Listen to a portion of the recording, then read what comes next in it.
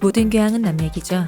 안 물어봐도 알려주는 남 얘기 아날람 200회 방송 2부 시작하겠습니다. 문쌤님 안녕하세요. 안녕하세요. 이동규 대표님 저를 조롱하라고 하신 거 아니에요? 저 약간 포즈가 떴네요. 제가. 아, 저 지금 상태 이상한 거 아시잖아요. 네네네. 시온님 오늘 상태가 안 좋은 건 네. 다 200회 때문이다. 고민을 많이 해서 그런 건가요? 네. 역시 자기 희생 아닌가요? 갑자기 정적을 이럴 때 뻔뻔하게 나갔어야 되는 건데 그렇죠. 아 이 그걸 아직 순간의 정적이 제가 오늘 집에 가서 잠을 못 자게 만드는 아직 못하네요. 제가 그런 거. 죄송합니다. 이걸 아닙니다. 뻔뻔하게 받았어야 되는 건데 알겠습니다. 자기 희생 맞고요. 네. 그러합니다. 눈길조차 안 주시는 두 분의 모습을 보면서 제가 너무 상처받았어요. 아니 그러합니다. 맞습니다. 네. 알겠습니다. 이렇게. 이동규 대표님 예, 안녕하십니까. 안녕하세요. 시옷입니다. 다사다난한 오프닝을 거치고 시온님의 상태가 많이 안 좋기 때문에 이것은 우환인가 질병인가 컨디션의 문제인가. 전부 다지 뭐. 그러면. 어쨌든 200회라는 이 거대한 회차 앞에서 저희가 사실 진짜로 고민 많이 했어요. 시온님. 별의별 얘기를 다 생각해봤는데 오죽하면은 그냥 대표님 우리 대강 둘이서 말로만 때우고 말까요? 막 이런 얘기까지 했어요. 거품을 빼자. 이 중압감에 대해서. 둘이 서서 쳐다보고 이 200회 소회를 녹음해보자. 대강하고 한 15번 하고 갑시다. 이런 거. 격동 200회 뭐 이런 거 있잖아요. 그땐 그랬지. 그땐 그랬지. 그럼 그땐 그랬지 하면 안 돼. 성토대회 열려. 정보국장 홍대선이 들어옵니다. 성우 섭외해가지고 야 이 자식아 뭐 이런 거 있잖아. 라디오 드라마. 착착착착 소리 나고 막 문 차컥차컥 이런 거. 뭐 그런 느낌으로 우리 뭔가 별 얘기를 다 했어요. 뭐 어떻게 조금이라도 뭐 손만 나오는 라이브 방송하자. 뭐. 그것도 재밌겠네. 뭐라는 거. 근데 뭐 사실 뭐 오프라인 모임이 아니면은 스트리밍 정도 외에는 뭐가 없는데 그거 뭐 하기엔 또 저희가 얼굴 뭐 이러기엔 또 그렇고. 그리고 제가 이제 방송을 편집을 하면서 한 5, 60회쯤에 했던 얘기 같은데 중에 그 아날람의 국룰을 정했죠. 라이브는 절대 하면 안 된다. 100% 실수한다. 그럼요. 라는 게 저희 국룰이기 때문에 그 스트리밍 하시면서 실수 안 하시고 잘 방송하시는 분 참 대단하신 거예요. 그렇죠. 이 걸러지는 건 그럼요. 저희 뭐 저랑 대표님뿐 아니라 오신 수많은 게스트분들을 청취자분들에게 호감을 만들어준 거는 또 그분들의 그런 역량이 있지만 또 많은 부분 대표님의 편집에 그렇죠. 그런 힘도 있다. 제가 이거 편집된 거 풀면 이거 갑자기 공포가 다 안기부행이야. 다 남산행이야. 대공분실행이야. 대공분실. 저의 매력도가 올라가는 거 아닌가요? 시온님 네. 뻔뻔하게 해주려고요. 네네. 네. 시온님이 학습 효과가 있네요. 그럼요. 훅 들어오시네요. 어쨌든 여러분 모두 대공분실행이 될 뻔했던 것을 감사합니다. 제가 대표해서 그런 것입니다. 나름 호감이 되어서 저는 가끔 후원에 다른 게스트분 이름으로 후원 누구누구 좋아요 이렇게 들어올 때마다 약간 그런 자부심을 느끼면서 느껴도 돼요. 이럴 사람이 아닌데 이거 너무 얘 쓰레기인데 뭐 이런 거 그렇군요. 뭐 이런 생각하면서 속고 있는데 대표를 욕먹는 것 같네요. 막 그런 느낌이 이제 있지만 여긴 저희도 포함이에요. 그럼요. 네. 무수히 많은 듣고 있니 박박사너 그런 겁니다. 저 진짜 그런 얘기 들은 적 있어요. 방송을 듣다가 이번 편에 그런 말씀을 하시는 거 좀 그랬어. 그런 얘기를 이제 제 지인이랑 하다가 제가 그거 걸러진 거야 라고 깜짝 놀라면서 더하다고요? 이렇게 그런 적 있었어요. 근데 요즘은 우리 방송이 우리 확실히 200회 오래 하긴 했나 봐. 우리가 초창기 때 어떻게 이런 소리를 할 수 있어요? 이런 말씀은 잘 안 하세요. 확실히 고인물화 됐다는 거지. 그런 사람 다 떠나고 그렇죠. 우리에게 적응하거나 들을 사람들만 남아서 이렇게 고인물이 되었다. 맞습니다. 그래서 이쯤에서 그 옛날 럭키금성도 브랜드를 쇄신해서 LG가 되지 않았습니까? 네. 안 물어봐도 알려준 남 얘기도 줄여서 아날람으로 하고 있지만 이쯤에서 우리도 이제 글로벌라이제이션을 한번 시도해봐야 되는 게 아닌가. 리브랜딩을 해야겠다. 그렇죠. 네. 뭐 이렇게 되게 재수없게 뭐 A 스토리 뭐 이런 거 있잖아. Another one 스토리의 뭐 줄임말 A 스토리 뭐 이런 식으로 뭔가를 시도해야 되는 거 아니냐. A 스토리 괜찮네. 약간 이제 그런 갑자기 그러니까 제가 200회에서 시온님과 많은 얘기를 하다 보니까 별의별 생각을 하다 그런 생각까지 들은 거예요. 이제 안 물어봐도 알려준 남 얘기를 누구는 오래된 브랜드를 굳이 유지하는 것도 좋다. 그 흔히 말하는 그거 있잖아요. 뭐지 그 곰표 밀가루인가 그거 있잖아요. 네. 이제 레트로로 돌아오니까 그런 것도 나쁘지 않냐? 그런 것도 나쁘지 않은데 또 리브랜딩도 나쁘지 않다. 뭐 일단 그런 여러 가지 생각을 쓸데없는 생각을 많이 하다가 결국은 자화자찬으로 끝나고 200회는 그냥 아무것도 안 하고 마르크스를 진행하는 굉장히 불성실한 사람들이 진행하는 그런 방송입니다. 그렇습니다. 수많은 얘기를 하다가 결론은 그냥 하던 대로 하자. 그렇습니다. 네. 아니 근데 그 예전에 저희 김재훈 작가님 저희랑 미팅을 하실 때 저희 아날람을 보고 되게 신기하다 그랬었어요. 왜냐면은 기억나요. 뭔가 뭐 이런 건지 맞는지 모르지만 보통 사람이면 이쯤에서 더 나가려고 하던가 더 뭔가 나대려고 하니까 그런데 잘 숨기는 건지 원래 그런 의도가 없는 건지 모르겠는데 딱 그냥 잘 그냥 그 정도만 계속 유지하고 있다 이거죠. 원래 보통 보면 잘 숨긴다고 하셨던 게 하셨거든요. 그러니까 저희한테 말씀하셨던 게 본인이 생각하기에 팟캐스트를 하는 사람들은 일단 관종이다. 관심을 받고 싶어 하는데 이 아날람을 하는 사람들은 그렇지가 않은 것 같다. 그런 얘기를 하시는 거예요. 그래서 자기가 꾸준히 듣고 있는데도 안 그러는데 그래서 이 사람들이 설마 그럴 리가 없는데 라고 생각을 하시면서 본인이 내린 결론이 잘 숨기고 있다라고 하셨거든요. 뭘 위해서? 모르겠어요. 그건 지금 와서 얘기해 주지만 제 넘치는 매력을 다 드러냈다가 무슨 일이 날지 모르니까요. 듣고 계세요, 김재훈 작가님. 이제 아셨죠? 말이 안 나와요. 말이 안 나옵니다. 제가 이렇게 학습률이 빠른 사람입니다. 네, 잘 들었고요. 드디어 문재인 정부 4년 만인가요? 3년 만에 국민청원이 왜 생겼는지 이해했다. 저런 거 왜 만드는 거야? 라고 솔직히 생각했는데 무슨 신문고야 뭐야 이런 생각했는데 솔직히 말씀드리면 신문고 맞지 뭐. 이해했습니다. 그렇게라도 안 풀면 난 도저히 표정이 아니에요. 공권력의 힘을 빌려야겠다. 이거 안 되겠다. 하긴 그렇게 생각해보니까 진짜 그렇네요. 저희 매력 때문에 그렇죠. 아니. 야, 말리네. 말리. 틈을 주면 안 된다. 제가 이거 옛날 시호님 관련해서 중간중간 했던 얘기 같은데 틈을 주면 말리네. 그러면 안 돼요. 참. 요즘 진짜 관종적인 게 분명히 있을 텐데 참 그렇네요. 관종적인 게 그걸 잘 숨긴다고 말씀하신 게 그게 왜 그렇게 됐냐면 원래 앞에 쓸 생각이 없던 사람이 앞에 쓰면서 PDG까지 하고 있기 때문에 그런 거예요. 다 저 때문입니다. 제가 만약에 뒤에서 편집만 하고 있었으면 그 앞에 계속 계시는 분만 계셨으면 너네 나대든가 말든가. 약간은 좀 다른데 뭐 욕먹는 거 난가? 뭐 이런 거지. 출연 뭐 예를 들어 옛날 우리 버전으로 하면 출연 홍대선 박박사 시옷 끝이지. 그리고 나는 그냥 뒤에 숨고 뭐 더 해봐 뭐 이런 거 그런 건데 그러면 사고가 나니까. 그렇죠. 그러다가 이제 사고 나면 이제 뭐 그런 거 있잖아요. 왜 그 요즘 그거 돈다면서요.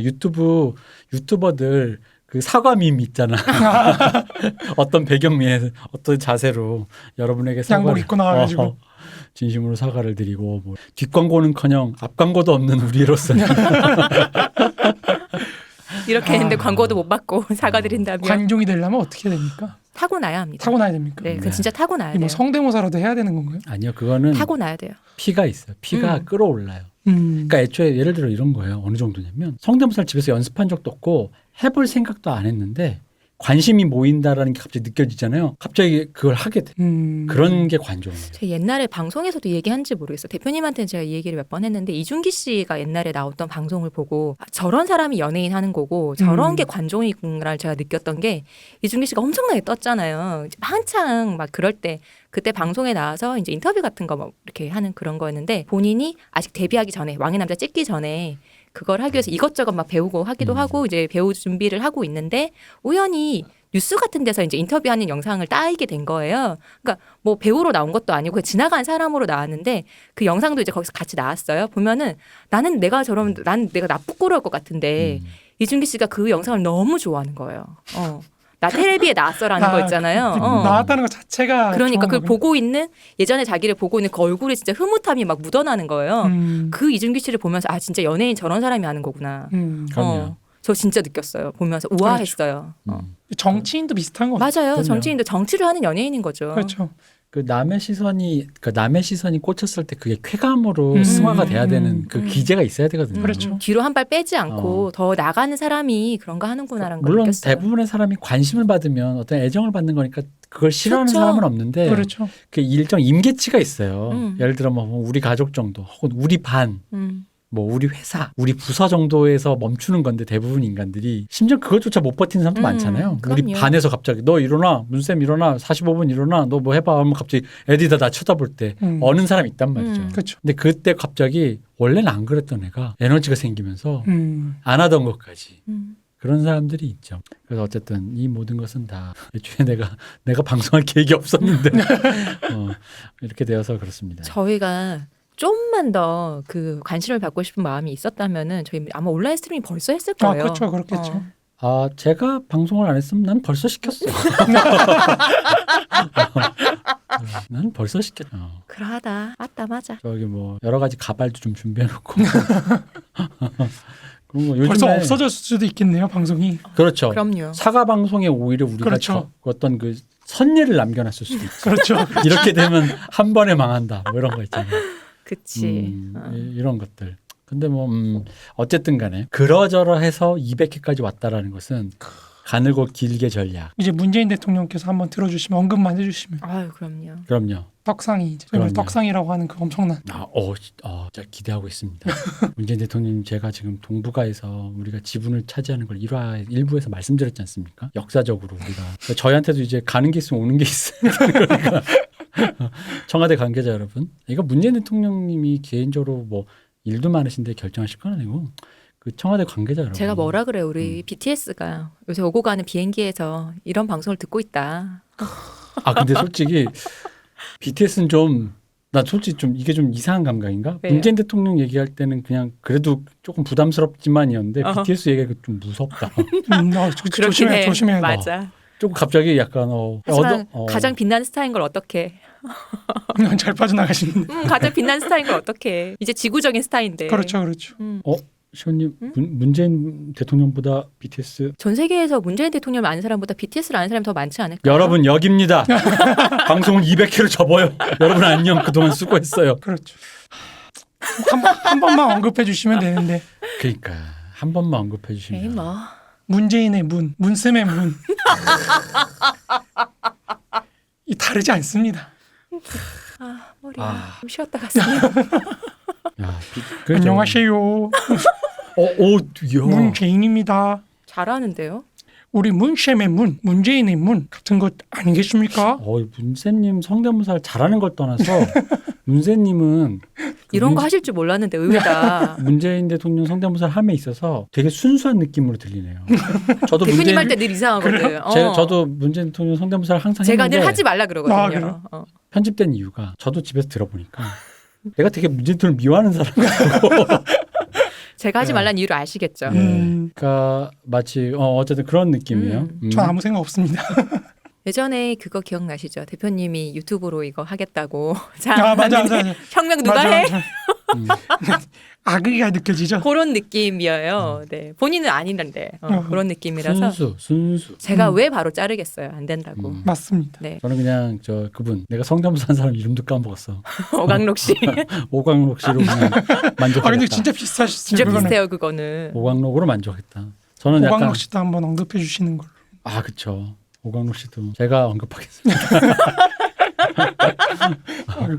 오광록 씨 언급하고 어쨌든 좀 각계 많은 유력자분들이 제가 들리는 말로 법조계, 정재계, 학계, 연예계 많은 분들 이 방송을 듣고 있었다라는 말을 전언으로 들었는데 무슨 뭐 어디 케이블 TV 국장님 뭐 들었는데 그럼 한 번만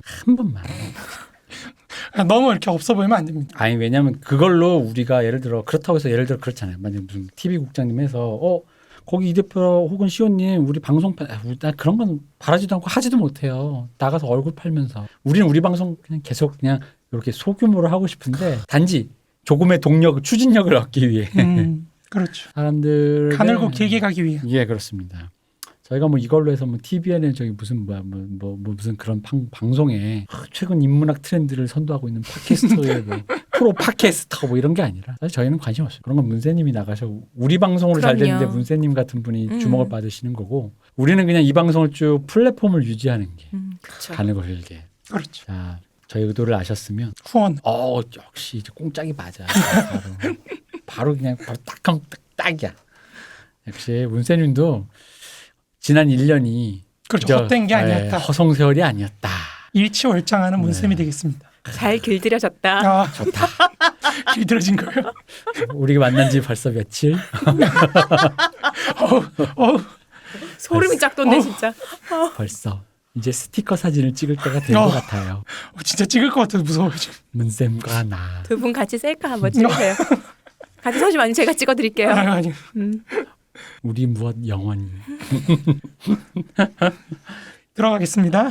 저 여기 동참하고 싶지만 안 하겠습니다. 네. 제가 하면 제 장르 확 바꿀 수 있거든요. 아, 네. 무슨 장르죠 그거? 장르를 제가 심화할 수 있거든요. 아, 그래요? 아, 제가 죄송합니다. 참겠습니다. 죄송합니다. 200회니까 네네. 제가 참겠습니다. 네. 오늘 갑자기 침묵이 들어가 보겠습니다.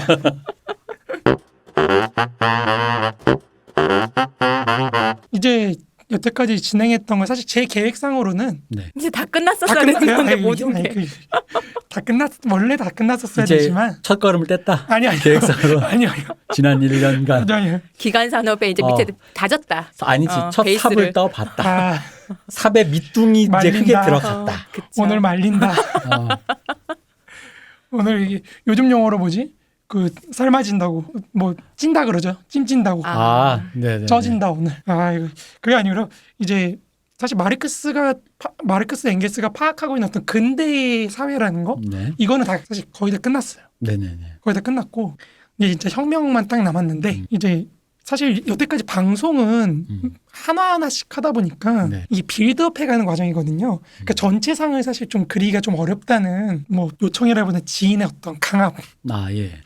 그래 다 이해했는데 전체상이 뭔지 좀 한번 그려달라는 지인의 요청이 있어서 제가 사실 방송 쉬는 동안에 지인들한테 한번 그런 걸 해봤거든요. 그랬더니 이제 그냥 문쌤에서 문선생으로 아. 약간 업그레이드되는 걸 보고 그럼 이걸 한번 방송에서도 한번 해보는 게 좋지 않겠나.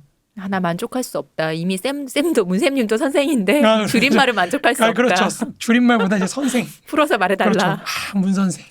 그래서 사실 이 요청이 그거랑 똑같은 거죠. 책을 읽을 때 이게 그렇죠, 무슨 그렇죠. 내용인지 할 때 서문이 필요한 거예요. 그래서 맞아요, 서문이 맞아요. 필요한 거예요. 목차라든지. 이 책은 이런 내용을 담고 있다라는 그래서 옛날 우리 홍 작가가 리포트 쓸 때 급하면 서문만 읽어도 된다라는 게 사실 이런 얘기인 건데 맞습니다. 실제로 오늘 써오신 대본이 정말 맞아, 서문 같아요. 서문이에요. 맞아요, 서문같이 맞아요. 써오셨어요. 근데 무슨 서문이 책 중간에 있나요? 아 이거 원래 말도 안 나와. 아니야. 그래서 내가 왜 첫삽을 떴다 그랬냐면 지금 이제 2쇄 시작인 거지? 아, 아니야 2쇄 시작이에요. 2쇄. 아, 증세하면서 이제 새로. 아 그런 거예요? 어. 네, 2쇄 세컨드 에디션. 아 기분이 좋네요. 그렇습니다. 어쨌든 그래서 이제 좀 그런 걸 좀 얘기를 좀 한번 총괄해서 드리면은 네. 좀 들으시는데 좀 편할 것 같아서. 근데 이제 우리가 고전에 한 번 더 요거 하나 더 얘기할 게 하나 어떤 있는 건가요? 것 같아요. 그럼 이제 이거 이제 지금 하시는 건 마르크스랑 잉겔스가 이제 사회를 어떻게 보고 있다라는 거를 우리가 이제 전체 그림을 이제 묘사해 주실 건데 네. 그거 이전에 우리가 다시 한번 정리해 봐야 할 게 왜 지금 우리는 마르크스를 듣는가에 대한 얘기를 한번 해봐야 될 거라고 생각해요. 요거 먼저. 그러니까 사실 적연적인 것부터 생각하자면 일단 뭐 1차적으로는 우리 박 박사 증언했듯이 이게 그 아주 교조적인 운동권 선배들이 나이키나 아디다스는 신고 다니는 양아치 날라리 서울에서 온 날라리 이 소리를 들었던 게 너무 열받아서라는 건 그런 건 제 유년 시절의 어떤 그 트라우마로 못 배워서 그렇다는. 아 그렇죠. 그 각인이 있고요. 왜냐하면 그때 그래서 같이 사회과학 세미나를 들어도 저의 의심은 이 형도 모르는 것 같은데라는 게 저의 의심이었는데 거기서부터 출발한 거가 이 기획의 어떤 작은 씨앗이었다 이러는 거고 뭐 이제 그건 그거고 둘째는 이제 이런 거죠. 마르크스가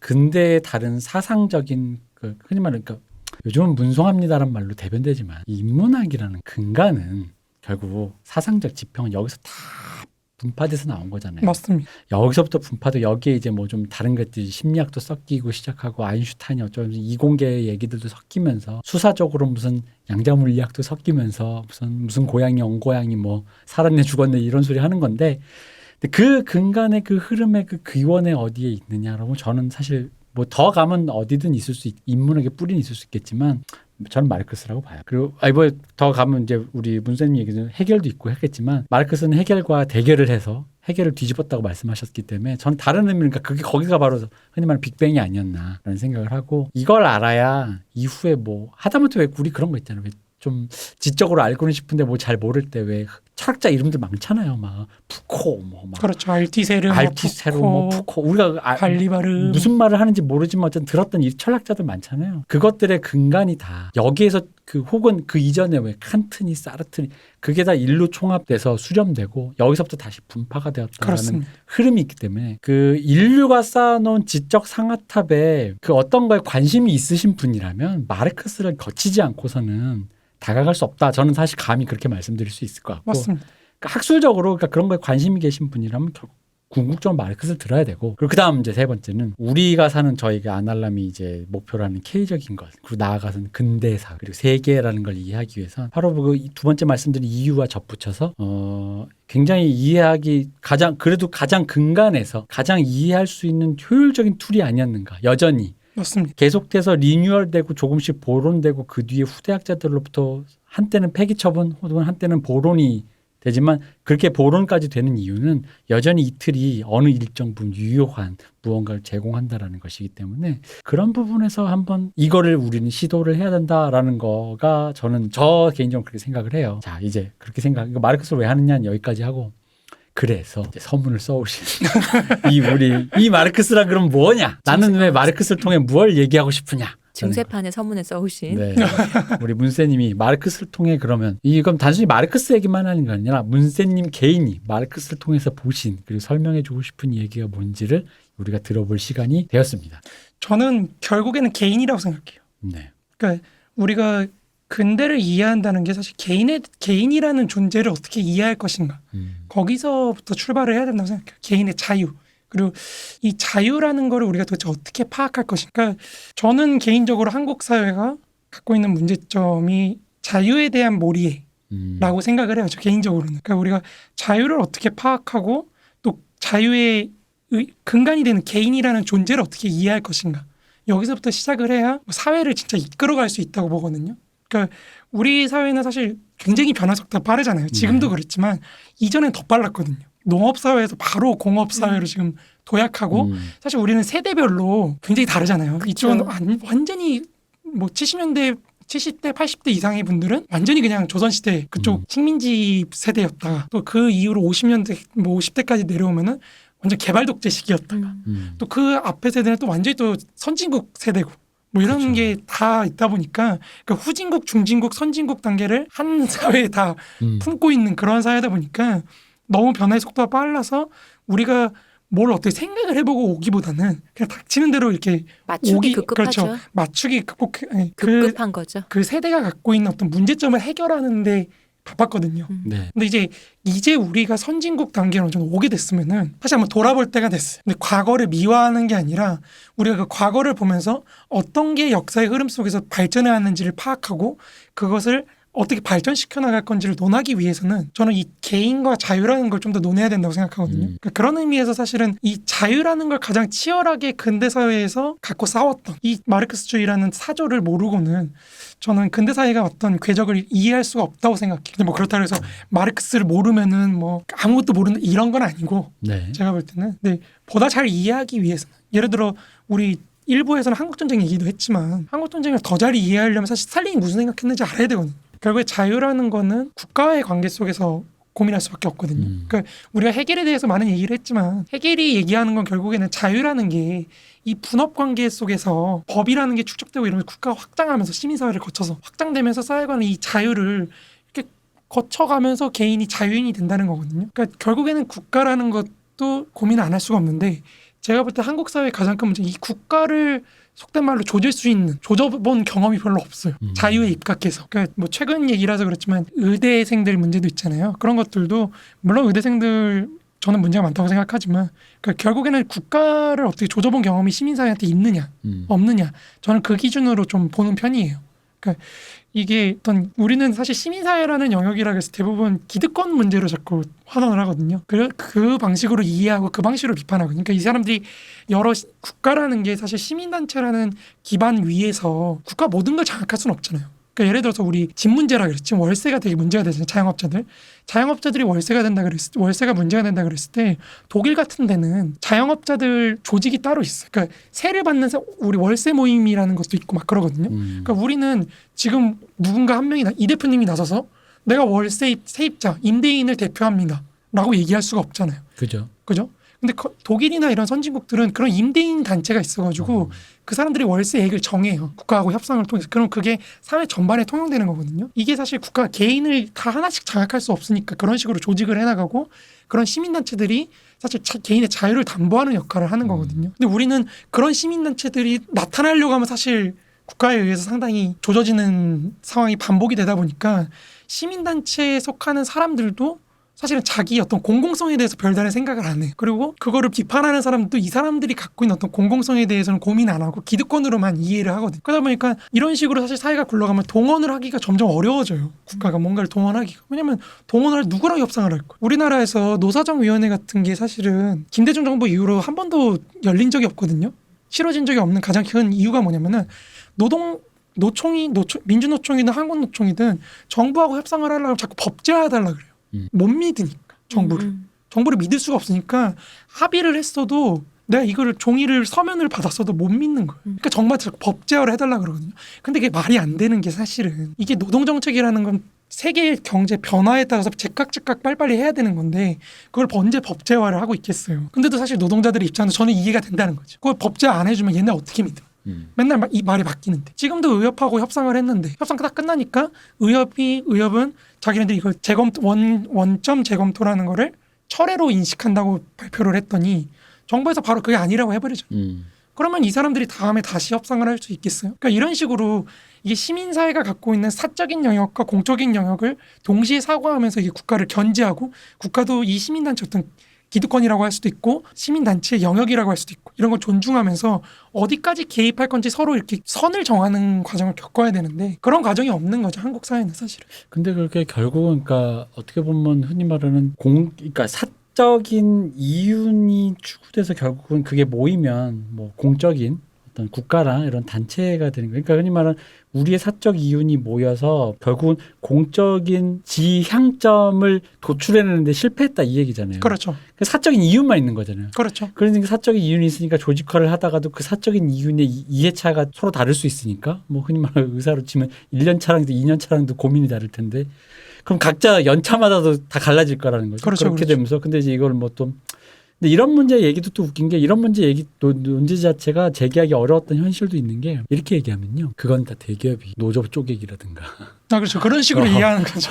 그러니까 우리가 연대하는 거를 저 기득권 집단이 우리의 연대를 맞아요. 그 연대 사슬을 끊었다라는 식으로 얘기를 하는데 그 뭐 일정 부분 맞는 것도 있지만 그러니까 문재인님 말씀하신 그 부분도 저는 있다고 보는 거거든요. 개개인이 사실 우리 솔직히 안 하려면 우리 두세 명이 모여서 기획만 해도 그게 뭐가 잘 쉽지가 않단 말이에요. 근데 이제 그런 것들이 어쨌든 간에 지향점이라는 걸 도출해내는 과정 속에서 있다라는 걸 인지하는 건 제 생각에 쉽지가 않은데. 맞습니다. 어쨌든 그런 류의 시민단체가 결국은 그러니까 그런 말씀하시는 거잖아요. 그러니까 우리가 공적 관계로서 사회에서 어떤 가치를 창출해낼 수 있는 공적인 의미의 그 부가가치를 생산해낼 수 있는 롤모델, 이상향, 지향점을 직능단체의 기준으로 보자면 의사가 한국에서 의료라는 차원에서의 그 어떤 지향점 그런 거에 대해서 이제 그러면 다른 국민들을 설득해내고 그게 정부가 해내든 뭐 의사단, 의협이 해내든 그런 것들이 모두 다 실패하고 그냥 각자 이해관계에서만 한다 이 말씀이신 거잖아요. 그렇죠. 이게 사실은 의회제도가 실패해서 그래요. 그러니까 무슨 말이냐면은 해겔도 그렇지만 해겔이 자꾸 이 직능단체가 사적인 영역이지만 동시에 의회 안으로 들어야 된다고 계속 말씀드렸잖아요. 그러니까 그것도 왜 그러냐면은 공개성을 갖고 토론을 해봐야 이 사람이 요구하는 것들이 얘네가 요구하는 것들이 정말 공적인 그런 매개를 거쳐서 대의제라는 매개를 거쳐서 사회 전체, 민족 공동체 전체의 이해관계랑 일치할 수 있는지 네. 그런 걸 논의를 해봐야 되는 거거든요. 공개성 갖고 그래야 이게 정당성을 얻는 거거든요. 근데 우리는 사실은 대부분의 어떤 정책이라는 것들이 의회를 매개로 하기보다는 이제 압도적으로 강해진 청와대가 한국 청와대에는 상당히 강합니다. 이승만 정부만 해도 그 이승만 경무대잖아요. 경무대에는 사실 그렇게 인원이 없었어요. 비서 뭐 2명, 많아봐야 10명 몇 명 이 정도밖에 없었거든요. 이게 폭발적으로 증가하기 시작한 게 박정희 때입니다. 박정희 때부터 권위주의적 통치를 해야 되니까 내각이 이미 있잖아요. 정부 네. 내각이 있는데도 청와대라는 자기 기구를 갖고 있는 거거든요. 그리고 여기 청와대 비서실 뭐 비서 사람들은 정부에서 거의 차관급으로 지금도 대우를 하거든요. 장차관급으로 지위를. 그러니까 완전 비밀주의가 되는 거예요. 여기서는 공개적으로 논해지지가 않거든요. 청와대 내부의 비서실이나 이런 데서 논해지는 거는. 그러니까 정부 내각과 다른 형태의 일종의 내각 기능을 하는 그런 기구가 존재하는 거거든요. 근데 이게 얼마나 큰 거냐면 미국이 대한민국 청와대가 미국보다 커요. 미국 백악관보다 커요. 심지어 백악관은 대통령하고 싸워요. 네. 근데 우리 청와대 비서실 사람들이 대통령하고 싸운다는 얘기 들어본 적 있으세요? 그렇죠. 단 한 번도 없거든요. 밖으로 안 사나오겠지. 뭐 어쨌든 드라마만 본 저로서는 드라마에선 나온 적 없습니다. 항상 VIP가 그렇게라는 식으로 VIP의 뜻을 전한다라는 의미로만 얘기하니까. 그러니까 공개적으로 거기 사람들 나오면은 자기 이번에 뭐 저거 누구지 폼페이오나 뭐 이런 사람들 거기서도 대북 문제 다 폭로하고 그러잖아요. 그러니까 이게 미국이라는 사회는 어쨌든 의회가 상원이라는 기능이 계속해서 있기 때문에 제가 말씀드렸던 것처럼 네. 이게 견제가 계속 되거든요. 속된 말로. 근데 한국은 사실 이게 청와대가 너무 강해져 있다 보니까 그런 게 전혀 안 돼요. 공개적으로 논의도 안 되고 정책이 나왔을 때 어떤 방식으로 나왔는지도 논의가 잘 안 되고 이번에 그린 뉴딜 같은 경우에도 제가 들은 바로는 원래는 디지털 뉴딜이었대요. 네. 이름이. 근데 이거 문 대통령이 마지막에 바꿨다고 들었거든요. 그린 뉴딜로. 왜? 그린 뉴딜이 일자리 수가 더 괜찮다고 들으니까. 그러니까 이런 식으로 이게 어떤 사회 공개적으로 뉴딜이라는 거는 나중에 제가 말씀드리겠지만 루즈벨트에 이르러서 미국 자유주의 전통이 바뀌는 굉장히 큰 변화가 있는 시기거든요. 그러니까 자유주의라는 것은 노동이라는 걸 소외시켰다가 최대 내로 포섭을 하면서 경제적 자유가 굉장히 강해지는 자유주의의 변화가 일어나는 시기인데 이런 게 의회에서 논해지고 대통령이 거기 개입하고 견제받고 또 미국 자유주의 전통을 대통령이 훼손한다고 또 뭐 탄핵까지 뭐 가고 막 뭐 이런 수많은 일들이 있어서 뉴딜이라는 새로운 딜, 사회 주체와 맺는 새로운 딜이라는 형태로 나오는 건데 우리는 기껏해야 이게 일자리 창출로 우리는 그렇죠. 쓰죠. 창출, 그 말 자체를. 창출로 이어지는 것밖에 안 되니까 논의가. 그러니까 좀 쉽게 말하면 뉴딜이라는 거, 루즈벨트 뉴딜이라는 거는 그러면 그냥 일이야 뭐 니들 개인이 하는 거지에서 애들이 대공황 때문에 사람들이 막 그렇죠. 나가 죽으니까 이 개인이 하는 일이라는 걸 국가가 어떤 식으로 그렇죠. 지향점이나 도출하고 어떤 식으로 개입하고 관리할 것인가에 대해서 틀을 짰다라는 거잖아요. 그렇죠. 개인의 자유를 보장하는 거. 네. 여기서 개인 경제적 자유라는 게 기존에는 자본의 자유였거든요. 자본이 어떻게 고용해서 자르고 뭐 이런 거였다면은 이제는 노동자의 자유인 거죠. 그죠. 내가 경제적 자유를 누릴 수 있는 생활을 누릴 수 있는 기회를 누릴 수 있는 그런 자유를 받고 있는 거거든요. 그러니까 그런 큰 틀에서의 어떤 국가와 인민이 맺는 사회계약에 대해서 논했는데 우리는 어떻게 선진국을 따라잡을 건지 지금 상황이 어렵고 이러니까 어떻게 선진국 산업을 따라잡고 일자리를 많이 창출할 건지 그러니까 그런 경제적인 문제밖에 얘기를 안 한다는 거죠. 그 당시에 뉴딜 정책이 시행된 후에 빚어졌던 결과론적인 걸로 우리는 보고 그렇죠. 그것만 따서 얘기를 한다는 거잖아요. 그렇죠. 그걸 보면서 우리도 저렇게 장기 집권해야겠다. 뉴딜 정책은 저런 식으로 경제를 부흥하는 거구나. 뭐 이렇게 그렇죠. 보는 거죠. 토목하자 뭐 이런 거. 토목하자. 그러니까 원래 그린 뉴딜이라는 게 이명박 정부의 녹색 성장이 영어 제목이 그린 뉴딜이에요. 네. 뭐 그게 그거죠. 네, 뭐. 그게 똑같은 거죠 사실. 그러니까 4대강이 있냐 없냐의 차이만 있을 뿐이지 실제로 그래요. 그린 뉴딜이라는 이름까지 똑같아요. 영어 네이밍이 똑같아요. 그 녹색 성장에서 지금 이명박 정부가 했던 것들하고 정책적으로 상당히 유사한 게 많습니다. 이것 때문에 비판하시는 분들도 계시긴 한데 저는 거기에 좀 동의해요. 사실 그런 차원에서 이게 원래 검찰 개혁도 문재인 대통령께서 쓰셨던 책을 보면은 저는 노무현 대통령도 그렇다고 생각하고 노무현 대통령이나 문재인 대통령 두 분 다 결국엔 국가와 인민이 맺는 어떤 권리 관계 이런 걸 어떻게 조정할 것인가의 문제거든요. 기존에는 굉장히 권위주의 정부에서 굉장히 포갑적인 형태였잖아요. 검찰이 잡아가서 인권 유린하고 뭐 이런 거였다면은 이제는 인권을 보장해주는 형태로 새롭게 국가와 인민이 관계를 맺어야 되고 이 관계 맺는 고리가 사실 경찰이나 검찰이라는 행정기구거든요. 그러니까 이 행정기구의 역할을 바꾸겠다는 건데 그래서 노무현 정부가 사실 로스쿨이라는 제도를 도입을 한 게 이 인민이 자기 권리를 보호하는 데 있어서 도와줄 사람으로서의 변호사 이런 게 굉장히 중요했다는 거거든요. 그래서 로스쿨 제도를 많이 해서 변호사를 많이 공급하려고 한 거 이런 건데 뭐 그건 이제 지금 제도가 좀 이렇게 잘 사는 분들만 학비가 1억이고 뭐 이러니까 이렇게 변질됐는데 지금도 검찰 개혁 논의는 결국에는 조국을 수호하냐 마냐의 문제로 됐잖아요. 그죠. 거기에 찬성하냐 안 하냐. 그러니까 뭐 정확하게 뭐 동의하실지 안 하실지 뭐 어쨌든 그러니까 조국 교수 혹은 조국 전 법무장관을 기준으로 해서 어떤 그분의 전선이 나눠진 거죠. 전선이 나눠졌다로 볼 수 있는 거죠. 그러니까 인민이 어떻게 새로운 사회적 관계를 맺을 거냐가 전선이 맺어진 게 아니라 조국 법무부 장관의 개인의 어떤 그런 걸로 지금 나눠진 거잖아요. 그러니까 사실은 정말 별거 아닌 그 따님 그 이 문제라든지 이런 잡다한 문제를 갖고 사회가 이렇게 혼란을 겪는다 저는 개인적으로 생각을 해요.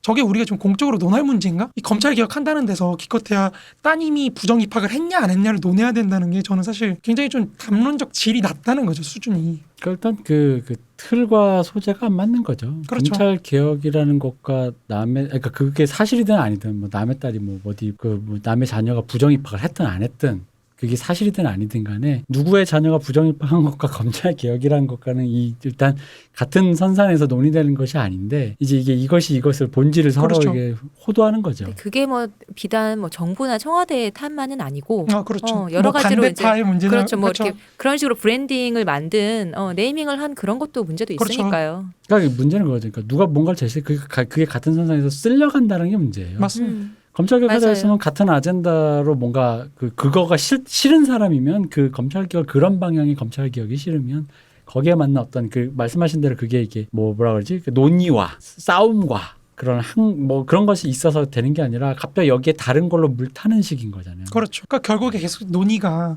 이번에 의료 공급 문제도 네.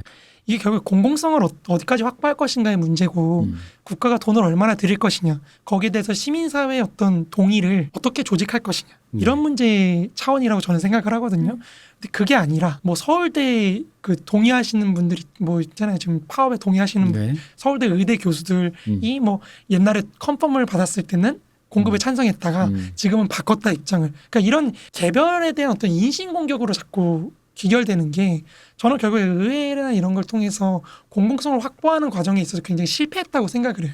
퉁쳐서 얘기하면 이제 검찰이든 의료계든 결국 그 논의의 핵심 뭐 조국 교수의 딸이 어딜 갔다던 뭐 검찰 개혁했는데 윤석열 뭐 검찰총장이 뭘 했든 간에 그 얘기에서 실종된 게 결국 국민이에요. 그렇죠. 맞아요. 그러니까 이렇게 개혁을 했을 때 국민이 어떤 혜택을 볼 것인가, 어떤 서비스를 받을 수 있을 것인가, 혹은 뭐 그 조국 전 법무장관의 뭐 무슨 어떤 치부가 있다고 만약에 치면 그 치부가 그럼 사실이라고 치면 그게 밝혀졌을 때 우리에게 그렇죠. 어떠한 영향이 있을 것인가, 어떠한 긍정적인 거. 그러니까 결국에는 누구의 자유인가, 그리고 누구의 권리를 어떻게 보장할 것인가 이런 논의가 돼야 되는 거거든요. 그러니까 지금 그 뭐 기본소득이라고 해가지고 난리가 났잖아요. 네. 뭐 재난지원금 같은 것도 결국엔 사회적 계급이라든지 누구 계급을 어떻게 도와줄 것인지 그걸 통해서 사회가 뭘 지향을 하는지 이런 게 아니라 10만 원을 줄 건지 30만 원을 줄 건지 이거를 보편으로 할 건지 아니면 선별로 할 건지 그러니까 그런 건 사실 이미 첫 번째 지급을 할 때 논의를 했어야 되는 거거든요.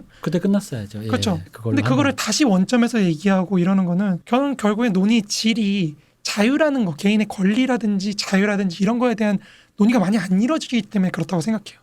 저는 어떤 의미에서 그러니까 뭐 정부든 뭐 여당이든 야당이든 아니면 시민단체든 이 모든 사람들 뒤에서 결국 웃고 있는 건 언론이 아닌가라고 생각하거든요. 그렇죠. 언론 네. 문제 많죠. 네. 그러니까 예를 들어 그 언론 개혁을 한다 그랬을 때 이건 사실 문화를 창출하는 거잖아요. 사회적 규범을. 근데 이 규범을 창출하는 과정을 국가가 한다? 이거는 사실은 결국에는 굉장히 폭력이 들어갈 수밖에 없는 거고 법으로 모든 걸 해결하려는 문제가 돼버리거든요. 그러면 이거는 규범 창출이 아니고 결국 정치가 실종되는 과정이 돼버린다는 거죠.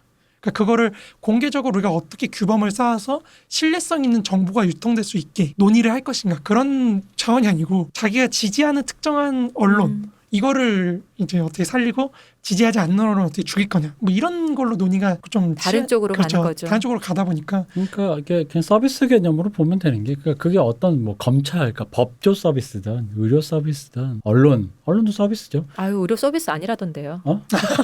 그렇죠. 공공재 아니라고 하죠. 아니, 네. 공공재성, 사람 보고 공공재라고 하면 안 되지. 그렇죠. 산업이 그런 성격이 있는 거지. 의료는 서비스가 아니라던데요. 공공재라는 재화를 제공하는 그렇죠. 이제 인적 자원인 사람인 거죠. 공공재적인 요건이 있는 그 의술이라는 것이 굉장히 특수한 직종이다 보니 그런 요건이 있다라는 거지. 의사면 무조건 공공재다라는 건 그거야말로 정말 모욕적이죠.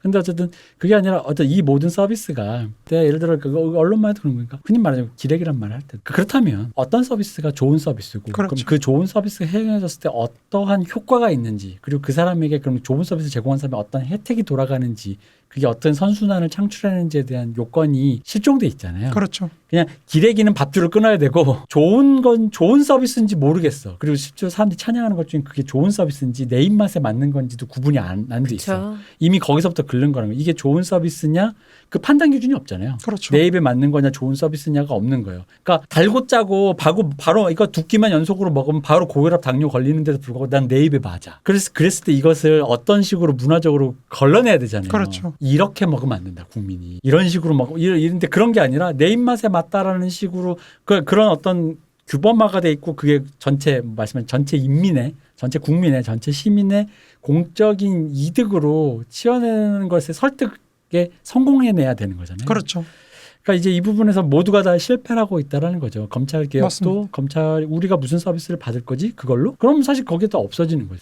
그러니까 그분이 뭐 예를 들어 뭐 조국 전 법무장관의 뭐 가족이 무슨 어떤 뭐 무슨 일이 있었다고 치면 그 일이 밝혔을 때 물론 이제 어떤 만약에 그게 사실이어서 어떤 뭐 기득권층에 뭐가 문제가 있어 우리 모두 좀 일벌백계 하고 뭐 반성하자 이럴 수는 있지만 그건 다른 문제죠. 그건 사실. 다른 문제다. 그래서 우리가 그럼 그건 다른 문제로 그래서 우리가 쇄신해야 될 건 또 다른 문제라는 거지. 근데 이게 법조 서비스를 쇄신하는 것과 어떤 그 특권층의 어떤 그 행태가 쇄신을 해야 된다라는 건 다른 문제잖아요. 그렇죠. 무슨 얘기냐면 비밀의 숲 틀어놓고 스카이캐슬 얘기하는 거예요. 지금 조국 그 법무장관의 그 재판이 그잖아요. 맞아요. 검찰 개혁은 비밀의 숲인데 갑자기 스카이캐슬 옆에 틀어놓고 그게 아니라 이거 하시는 분은 사실 이 스카이캐슬에 살고 계시다 하면서 스카이캐슬 틀어놓고 있는 얘기랑 똑같기 때문에 이게 무슨 조국 장관을 옹호하는 건 아닙니다. 그러니까 옹호도 비판도 아니고 비판도 아니고 그러니까 전혀 다른 차원의 얘기를 자꾸 하고 있다는 거죠. 근데 그죠. 모든 사안에 대해서 모든 사안에 대해서 원래 본질에 대해서는 논의가 안 되고 자꾸 그걸 추진하는 혹은 주장하는 사람의 어떤 개인적인 인신공격적인 걸로 논의가 흐르는 거는 그러니까 이게 도덕화되는 거거든요. 정치가 자꾸 도덕화되는 거거든요. 그러니까 남는 게 우리 사회에서 밥줄 끊기 맞아요. 밖에 없는 거예요. 그러니까 이것도 저는 문제라고 되게 아시아적이라고 생각하는 게 그런 거예요. 뭐냐면 제가 옛날에 한번 말씀드린 적이 있는 것 같은데 중세에서 유럽에는 형법적인 게 없어요. 법체계가. 이쪽은 민법적인 게 없고. 왜 그러냐면 우리는 아시아 법전통에서는 사실 법이라는 건 교화의 수단이에요. 그러니까 처벌을 위한 이게 교화를 어떻게 시키건 이거지 권리들 간의 어떤 계약 관계가 아니거든요. 네. 그러니까 유럽적 의미의 법이라는 건 결국 개인과 개인의 권리를 매개하는 그런 거라고 한다면 여기서는 이게 교화의 수단이었단 말이에요. 법이라는 게. 아시아에서는. 그래서 법가가 사실은 유교 뒤에 있다고 하는 게 그런 맥락이거든요. 네. 그 형벌을 통해서 이거 하는 건데 그러니까 이런다고 그랬을 때 아직 우리는 거기서 못 벗어나는 것 같아요. 밥줄 끊는다. 이런 용도로만 법을 들먹이는 거거든요. 이게 사람의 밥줄을 끊었을 그 밥줄이 아니라 그 사람을 뭔가 이 사회에서 도태를 시키는 게 아닌 이상 어쨌든 그 삶이라는 걸 살면 그러니까 어쨌든 국민이니까 어떤 서비스 그렇죠. 안에서 어떠한 아까 왜 우리 노동력이 많으면 집성촌이 더 흥해 때문에 토지 그것처럼 하나의 뭐랄까 그 자원으로 쓸 수 있는 문제인 것을 사람을 도태시키려고 한다는 거지 이 좁은 나라에서조차도. 맞습니다. 근데 이제 그 방식이 과연 옳은가? 그리고 그게 전체 대한민국이라는 사회가 나름 더 많은 부가가치를 생산해서 우리가 그런 부국강병에 그걸 나아가는 데 도움이 되는가? 딱히 그렇지는 않거든요. 좁은 나라라서 그런 것 같아요. 외려. 역시 지방으로 저렇게 내려가야 되는 건가? 근데 저는 이게 조선시대도 마찬가지였다고 생각해요. 그러니까 이런 식으로 논의가 흐르는 게 네. 그러니까 결부제라는 그 시스템이 사실은 이미 15세기만 시대적으로 쇠퇴해야 마땅한 시스템이거든요. 근데 그걸 우리는 200년 넘게 더 끌고 가요. 17세기까지. 네. 그러니까 결부제라는 시스템은 김건태 교수의 최근 논문에 의하면 기본적으로 상품 시장 경제가 발달하지 못한 사회에서 그리고 생산이 농업에서는 연작이라고 하잖아요. 매년 짓는 거, 네. 농사 짓는 거. 이게 안 되는 사회에서 이제 운영됐던 제도인데 이미 연작이라는 건 15세기부터 이루어지거든요. 근데 15세기 이후에 17세기까지도 그러니까 대동법이라는 게 실시가 될 때까지도 여전히 현물 중심의 경제를 운영한단 말이에요. 국가가. 그 결부제를 조금 더 설명해 주신다면. 그러니까 결부제라는 게 뭐냐면 결국에 핵심은 이 사람과 이 사람 있잖아요. 둘이 있잖아요. 근데 이게 노동력 그러니까 토지라는 생산수단의 생산력이 미약하다 보니까 이거에 맞춰 가지고는 국가가 안정적인 조세를 확보를 할 수가 없는 거예요. 네. 그럼 어떻게 되냐면 노동력이 더 가치가 있는 거예요. 노동력은 왜냐면 여기 농사짓다 내가 안 되면 딴 거라도 해서 먹고 살아야 되잖아요. 거기서 창출되는 그런 부가적인 수입에 이제 세금을 매기는 거죠. 그래서 김건태 교수에 따르면은 결부제의 핵심은 조세의 균등화에 있다는 거예요. 뭐 예를 들어 A라는 사람이 토지를 100을 가지고 있고 그 외에 창출하는 곡물이라든지 뭐 이런 걸로 50이라 그랬을 때 총 생산량이 150이라 그랬을 때 네. 이 사람은 토지에서는 100이고 그 외의 수단에서는 50이잖아요. 네. 그러면 여기서 전세 이 사람과 반대로 토지를 50 가지고 있고 그 외의 것을 100을 갖고 있는 사람이라서 총 생산량이 150 똑같거든요. 네. 그러면 전세만 매기면은 땅값에 그렇죠. 대한 땅값에 대한 것만 먹이면은 A라는 사람이 훨씬 더 세금을 많이 내겠죠. 그렇죠. 그쵸. 불리하죠. 그렇죠. 불리하죠. 왜냐면 토지를 반만 갖고 있잖아요. B가. 그러니까 이제 곡물이라고 우리 곡물을 바친다고 곡물, 네. 그러니까 곡물. 예, 곡물이라고 하잖아요. 공납한다. 네. 이런 거 할 때 그 공납한 거를 나머지 100에서 가져가는 게 결부제인 거예요. 그래서 맞춰주는 거예요. 똑같이 150에 대한 세금으로 맞춰주는 게 결부제거든요. 네. 근데 이게 점점 발달하면 전세가 차지하는 비중이 커질 수밖에 없어요. 토지라는 게 점점 발달하다 보니까 농사를 계속 지어요. 농사 생산력이 좋아지니까. 그렇죠. 생산력이 좋아지고 생산수단에 대해서 세금을 매기는 게 점점 커질 수밖에 없거든요. 그러면 나중에는 곡물에 매기는 세금이 없어지겠죠. 전세 합쳐지겠죠. 이제 그게 이루어지는 게 17세기라는 겁니다. 네. 그러니까 우리는 신라 시대 때부터 거의 1000년 이상을 이제 그 제도를 갖고 결부제로 운영돼 왔거든요. 결부제로 운영돼 왔거든요. 갑자기 사투리가 나고 왔거든요. 이렇게. 아무튼 그런데 이 200년 동안에 또 그런 어떤 사회의 욕구들이 정치에 반영되는 게 굉장히 잘 안 됐다는 거죠. 근데 저는 지금도 그게 좀 반복되는 게 아닌가 그런 걸 좀 많이 느껴요. 뭐 느리지만 앞으로 가겠죠. 그렇죠. 결국은 앞으로 대동법이 가겠죠. 시행됐던 것처럼. 그렇죠. 그렇지만 좀 더 빨리 될수록 사실 그쵸. 사회가 이제 더 좋아진다고 안정되고. 그렇죠. 더 좋아질 수밖에 없다고 저는 생각하거든요. 그러니까 우리가 마르크스를 배우는 것도 그걸 좀 이해하자는 거예요. 마르크스가 근대 국가를 부정하는 가장 큰 이유가 사회에 종속이 안 돼 있다는 거예요. 오히려 국가가 사회를 종속시키려고 노력을 하지 사회가 국가를 종속시키려고 노력하는 게 아니거든요. 그러니까 파리 코뮌이라고 했을 때 프롤레타리아 독재라는 것도 결국에는 근대 국가를 어떻게 해체시켜서 사회의 변화에 국가가 따라가게 만들 것인가. 그리고 마르크스는 이게 가장 민주적인 거라고 본 거예요. 사회 위에 국가가 있는 게 아니라. 근데 우리 한국 사회, 제가 이해하는 한국 사회는 사실 논의가 이제 사회의 문제를 해결하는 것보다 오히려 국가로 이렇게 몰리는 중앙 집권하는. 그래서 국가가 더 많은 권한을 차지하는. 그러니까 이게 되게 재밌는 게 어떤 분야에서 일가견을 이룬 사람들이 최종 정착지가 정치인이에요. 그렇죠. 한국 사회에서는 누가 좀 어떤 덕이 있고 뭐 이런 뭐 유재석도 마찬가지잖아요.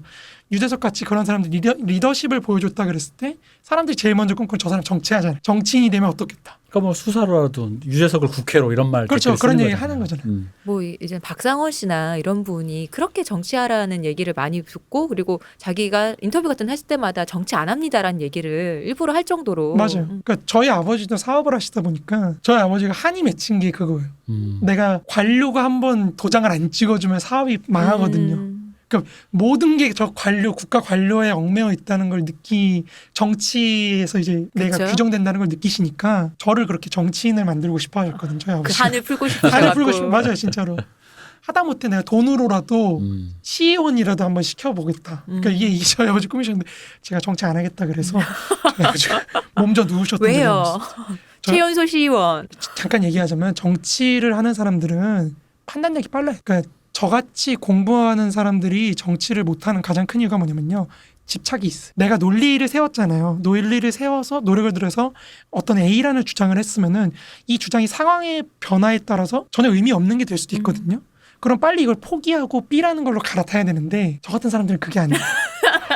내 논리를 포기를 못해. 역시 글밥 먹고 살아야 되는구나. 그렇죠. 그런 거죠.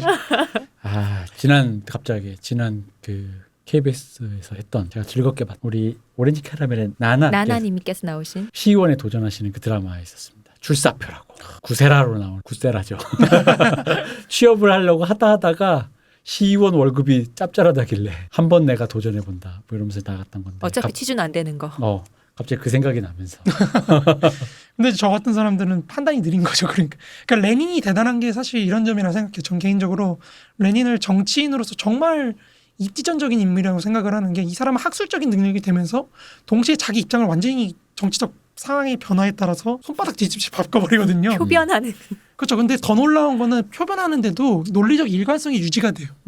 그 말은 무슨 말이냐면 이 사람은 어떤 정치적 선택 A라는 걸 할 때 그 정반대 B라는 걸 동시에 사고하고 있다는 거예요. 그 사고가 가능하게 되는 거는 그 선택이라는 것 뒤에 보다 추상적인 형태로 일관성이 유지가 되고 있기 때문이거든요. 그러니까 정치적인 변화에 따라서 유연하게 바꾸는 거거든요. 저 같은 사람들은 이거 내가 말을 바꾸면 약간 염치도 없어 보이고 약간 이런 것 같은데라고 생각하는 순간 상황이 바뀌었고 판단이 느리면은 죽겠죠. 아까 저희 일부에서 대표님한테 배우셨잖아요. 뻔뻔해지. 그렇죠. 그러니까 그게 어려워요. 그 예상보다 어렵습니다. 거기에 레닌은 인간적인 잔혹함에다가 뭐 결정 내렸을 때 주저하지 않거든요. 그러니까 그런 게 갖춰져야 이제 정치인을 하는 건데 네. 사실 그런 거 없어 정치인은 하긴 하지만 정말 훌륭한 정치인은 그런 걸 잘하는 거죠. 저는 그래서 레닌만 유일하게 제가 인정하는 천재예요. 그러니까 뭐 엄청 머리가 좋아 이게 아니고 진짜 하늘이 내린 사람. 훌륭한 정치인이 그런 사람이라면 그냥 좀 덜 훌륭하거나 안 훌륭한 정치인이 되시면 되잖아요. 근데 학자가 정치인으로 성공한 사례가 없습니다. 기본적으로. 왜냐면 기본적으로 정말 학자는 믿으시면 안 되는 게 이 사람들 인간관계가 좁아요. 저희 늘 얘기하잖아요. 저희 제발 교수님들 정치 쪽 안 했으면 맞아요. 좋겠다고. 폴리페서 좀 안 했으면 좋겠다. 저희 그 얘기 진짜 많이 하잖아요. 교수가 직업으로는 괜찮아요. 왜냐하면 젊은 사람들 만나잖아요. 죽을 때까지. 그리고 늘 추앙받잖아요. 그죠. 그 젊은 사람들에게. 젊은 사람들 만나서 젊은 사람들 생각을 꾸준히 들을 수 있다는 거에서 저는 정말 최고의 직업이라고 생각해요. 왜냐면 고등학생들 수준 이하로 내려가면 힘들어요. 아무리 젊어도 상당히 힘들거든요. 근데 대학생 정도의 지성이나 이런 걸 갖고 대화를 하면 괜찮거든요. 근데 교수가 정치를 하겠다? 저는 이거 정말 말리는 게 이 사람들은 판단력이 기본적으로 느리고요. 그리고 말이라는 거를 고민을 안 해. 그 학자분들은 그 어떤 이미 합의가 된 정의 학자들끼리 합의를 하잖아요. 이런 용어는 이런 개념으로 쓴다. 이거를 갖고 논의를 하기 때문에 이 말이라는 게 다르게 전달될 수 있다는 걸 전혀 고려하지 않거든요. 그렇죠. 대부분 교수들이 정치하기 시작하면서 자기 말이 곡해되는 거에 되게 공통적으로 되게 섭섭해하잖아요. 맞아요. 내가 그런 뜻으로 한 말이 아닌데. 내 필드에서는 이렇게 말하면 당연히 그 뜻으로 알아주는데 뭐 근데 그 그런 의미 거죠. 없거든요. 그게 무슨 상관이야. 그러니까. 판단을 빨리 내리고 네가 언어를 어떻게 조직할 것인지 고민을 해가지고 사람들 설득을 해야 돼요. 그리고 저 같은 사람이 제일 정치를 하면 안 되는 가장 큰 이유는 저도 정치는 하고 싶은데 제가 계속 한계를 느끼는 게 저하고 말이 안 통하는 사람하고 대화하는 거 싫어요. 내가 보기에 이 사람이 이상한 소리 한다고 생각되면은 안 보고 싶어요. 그렇죠. 그러면 안 되는데. 그렇죠. 근데 정치인들은 사실 자기를 싫어하는 사람을 자기 편으로 만들어야 되는 거예요. 그럼요. 그 매력으로 끌어당겨. 친구는 가까이, 적은 더 가까이. 그렇죠. 그러니까 레닌 같은 사람들이 조조나 뭐 이런 역대 뛰어난 정치인들이 잘하는 게 뭐냐면은 죽일 놈하고 살릴 놈을 잘 판단하는 거예요. 얘는 내가 어떻게 하면 우리 편을 만들 수 있다는데 그게 안 되는 얘가 나한테 위협이 된다. 죽여야 된다라고 생각되면 가차없이 죽여야 되거든요. 근데 그런 걸 잘하는 사람이 정치를 잘하는 거죠. 그게 안 돼요. 학자들은 그냥 대화하면 되지 않을까? 자, 그러면 KBS 드라마 출사편 한번 보시고 같은 세대의 일원이 어쨌든 환타지로라마 이거 되겠네 싶으면 한번 생각해 보시죠. 그 드라마 나름 재밌습니다. 알겠습니다. 가슴이 뛰었습니다. 저는. 일단 나나 씨가 나오니까요. 그렇죠. 나나 씨. 네. 델롬델이란 말이 또 갑자기 또 내공이라는 게 있고. 그래서 저는 배우는 정치인 될 수 있다고 생각해요.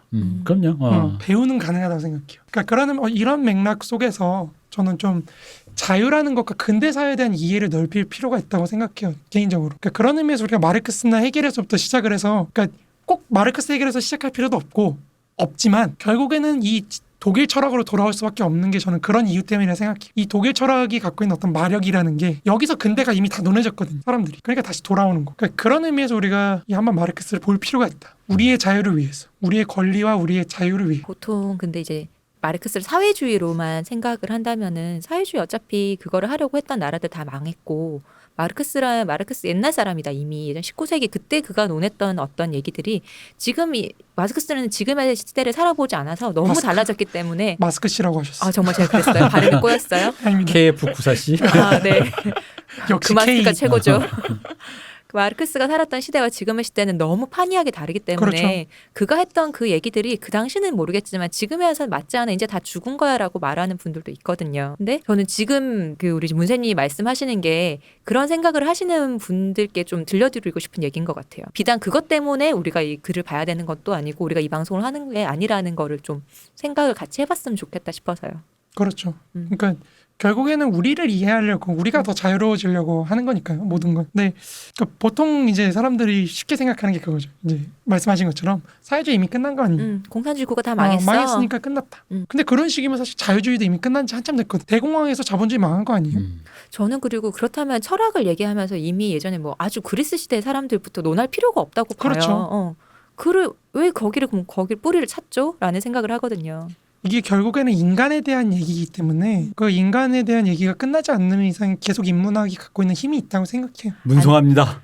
문송합니다. 안드로이드 시대가 와야 이 얘기가 끝나겠군요. 기계가 없어져야 기계로 인해서 우리가 없어져요. 그치. 아니 그게 아니라 이 말은 다 옳고 저는 그냥 딱 한마디만 주석으로 취업은 보장 못한다. 그렇죠. 하지만 필요하다. 취업은 고대 그리스에서는 한번 시도를 해보시면 지금 가능합니다. 취업은 보장 못하지만 필요하다. 이걸 도대체 이 역사를 어떻게 여기서 또 무서운 얘기가 있습니다. 남자들만 취업돼요. 고대 그렇죠. 그리스로 가면. 고대 그리스로. 그렇죠. 역시 문제가 많네요. 배워서 뭐 합니까?